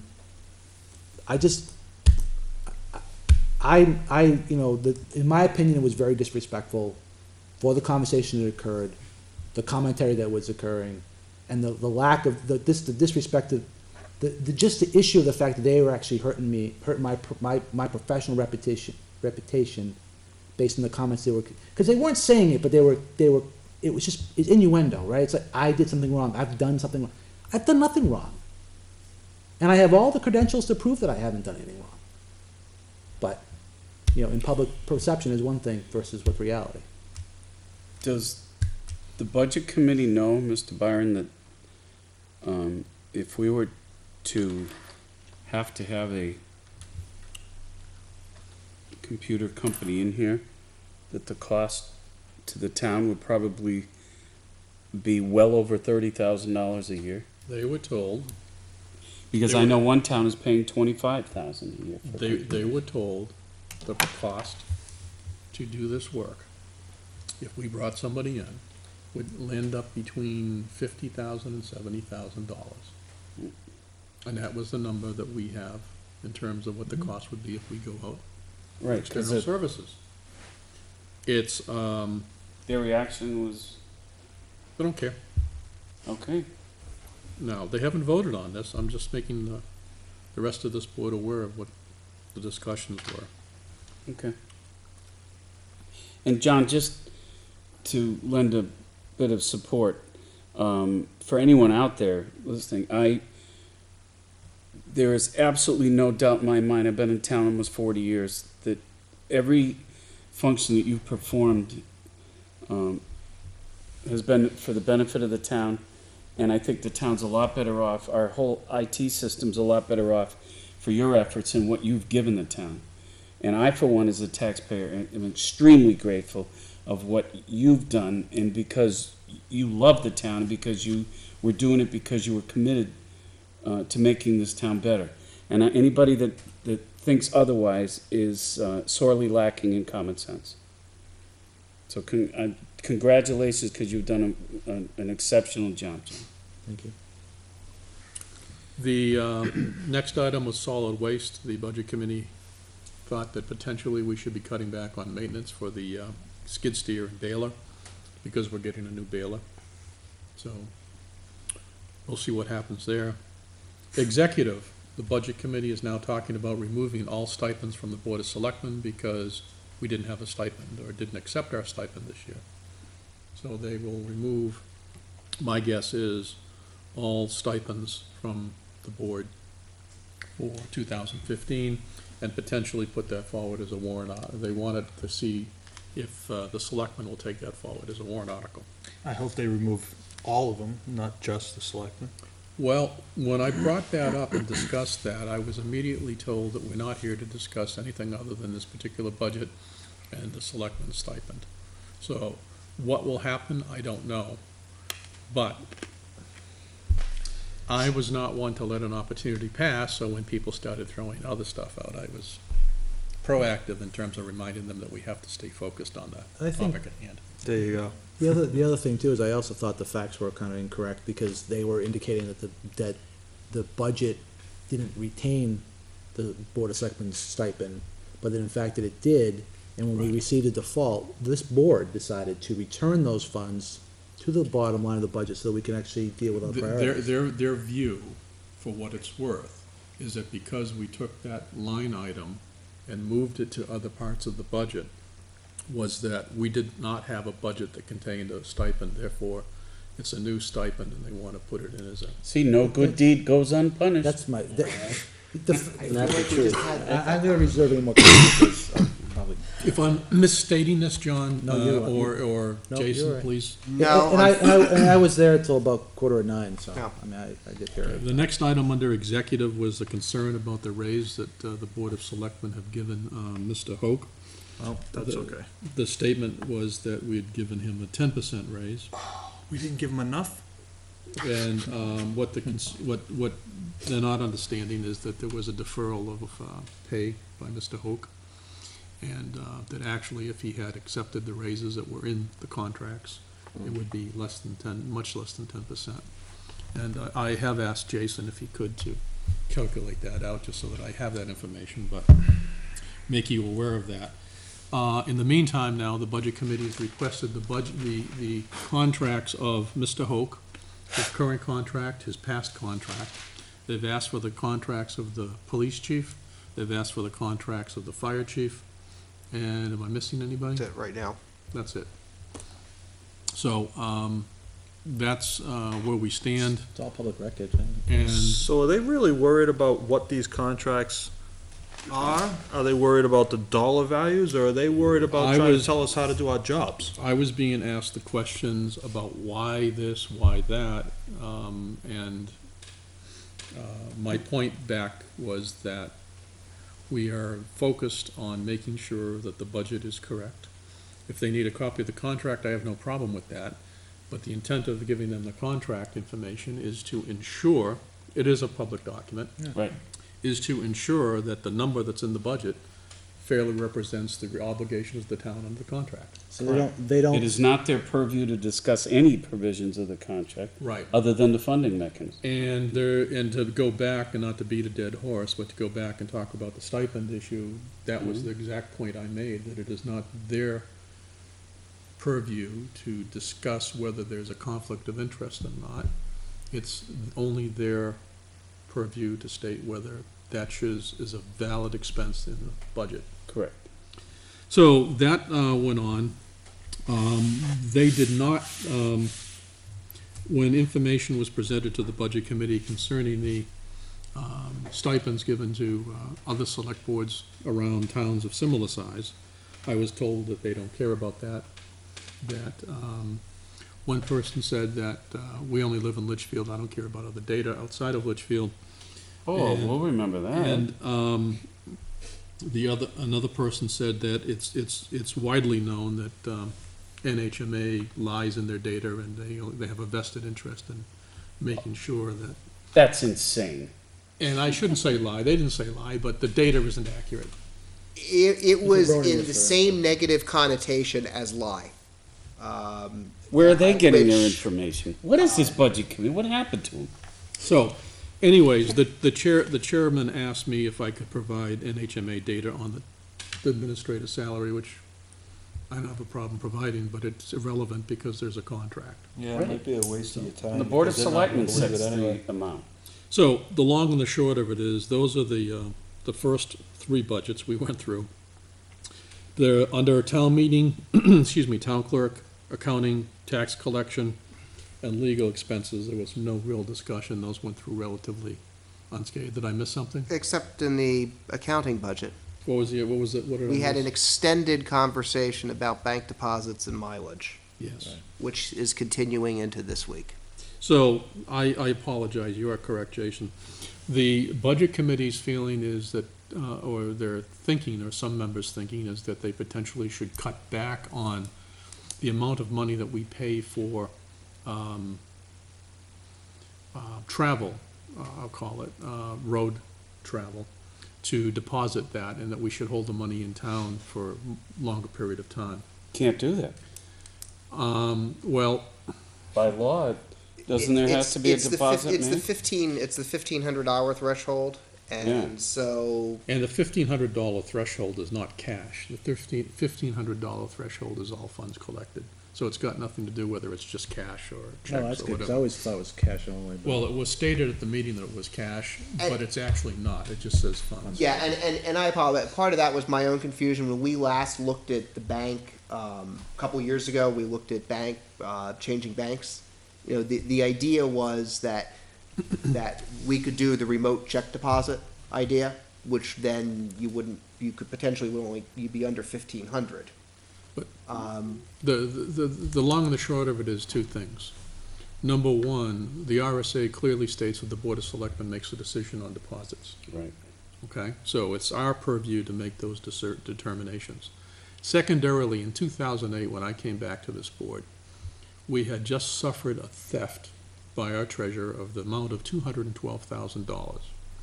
Part of that was because the treasurer at that time had in his possession the ability to hold the money, and that's what the person was doing, and using that money to cover some of their credit card debts, which has created this whole situation. I do not believe, and will fight this board if they decide otherwise vehemently about it, and I don't think you are, but I do not believe that it is in the best interests of this town to allow anybody to hold money longer than necessary, and that money should be deposited on a daily basis to make sure that there is little opportunity, I'll call it, for monkey business to occur with the funds. It just does not make any sense. So the only action the budget committee can take is lower the mileage line. Correct. But they're creating a shortfall someplace else because we're obligated to still do it.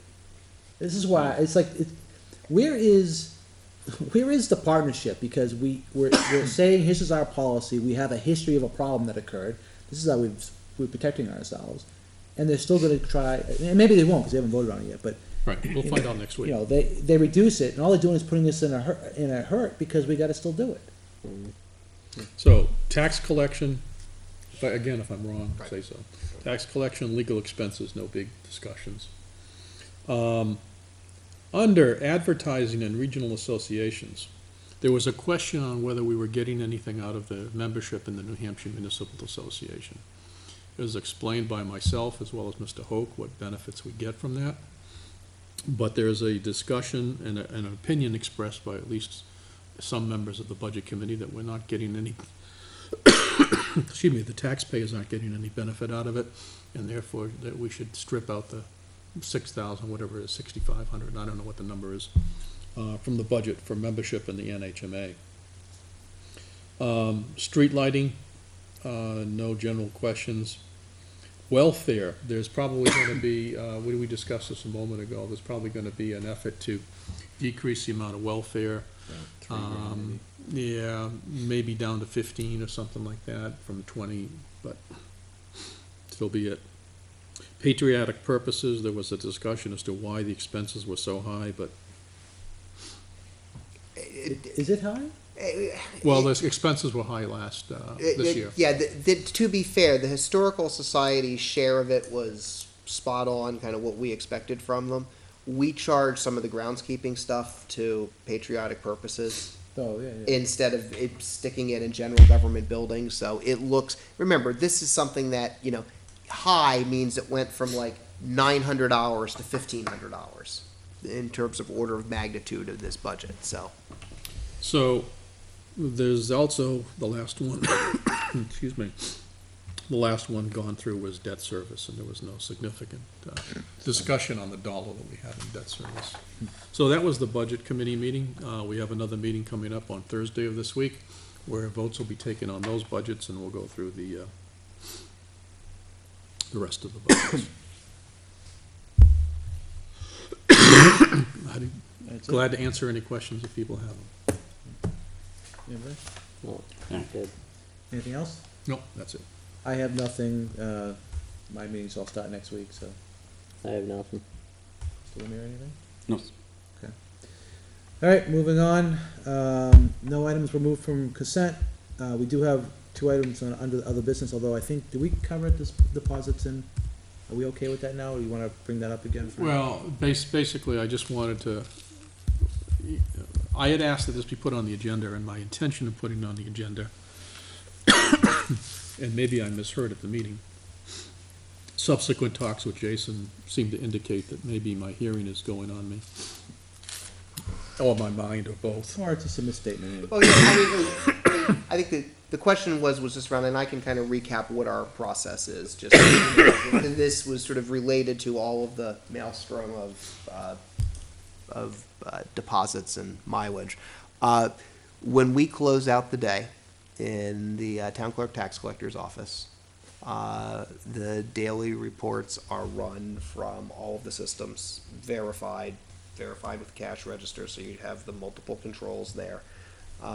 Deposit information is prepared, day is closed out, funds and all of those verification, and the verifications go into safe.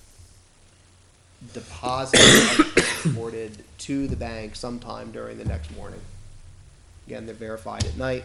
Then that gives us a way to tie out the previous day deposit, cash, check deposit slips, and bank deposit slips, and all of the records in the system is updated each day. I think some of the question came around, we do the night closeout and then the next day deposit. So, things, we are not making bank deposits at the end of the business day.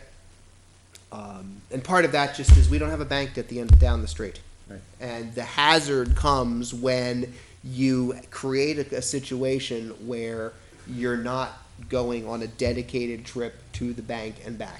Unless I think the point is, unless the funds are en route to the bank, which is typically during the day, no time described, obviously. It is either it's locked in the safe. That's it. That's it. Yep. Okay. Yep. All right. Any other questions on that? No. All right, next, last one is, election coverage, so we're not gonna meet again, we have an election on the 4th, right? Yeah. 7 to 7 at Campbell High School auditorium, we need to cover it, I will be there all day, as I have been in the past, We do 7 to 9 in the morning, 5 to closing. okay, I can be there most of the day. okay. Steve, in the afternoon? Yeah, when we talked about this the last time, I planned on being there 12:30, 1 o'clock. Okay. And I'll be there for the rest of the day. Yeah, and I know Frank's Mornings are tough for me. I pretty much have to go to work every morning. and I know Frank's a candidate, so he can't be there, but he can help cover afterwards, I assume, so, he'll be there last time. I'm assuming you'll be there, right? Actually, probably not. I'm running unopposed, so. Okay, so I'll see you at 5 to help close out. And John, what I will do too is I will be there part of the day. if they allow me, if things are going okay up there, I'll try to come early. Okay. Like I said, I took the day off, I'll be there in spirit and in mind. Yeah. Body may not be there, but I'll just be coming back from Florida, so I'll have a whole different attitude. So, you'll bring the donuts in the morning, right? I will be, I'm responsible for coffee and donut delivery in the morning. Thank you. Alright, last thing we have on our agenda is that we have to go with a brief non-public. Close out an issue. It's real brief, and it may not, we'll come out of, we'll only come out to adjourn the meeting. Mr. Chairman, I make a motion to go into non-public session per RSA 91-A:32C. Okay, roll call vote, Yes. Mr. Bork, Mr. Lemire, Yes. Mr. Brunel, yes, Mr. Byron, Sure. Mr. Perry. You bet. Okay, so like I said, we're going into non-public. We'll be coming up very briefly to adjourn our meeting. Our next meeting is, Jason. The 10th? Yep, January Robert. 1st. November 10th, 6 o'clock here. Don't forget to go out and vote on November 4th. Again, polls open up at 7, close at 7 at Campbell High School Auditorium. Have a great rest of the week and a good Halloween. Don't forget to vote. Go out and vote. Thank you.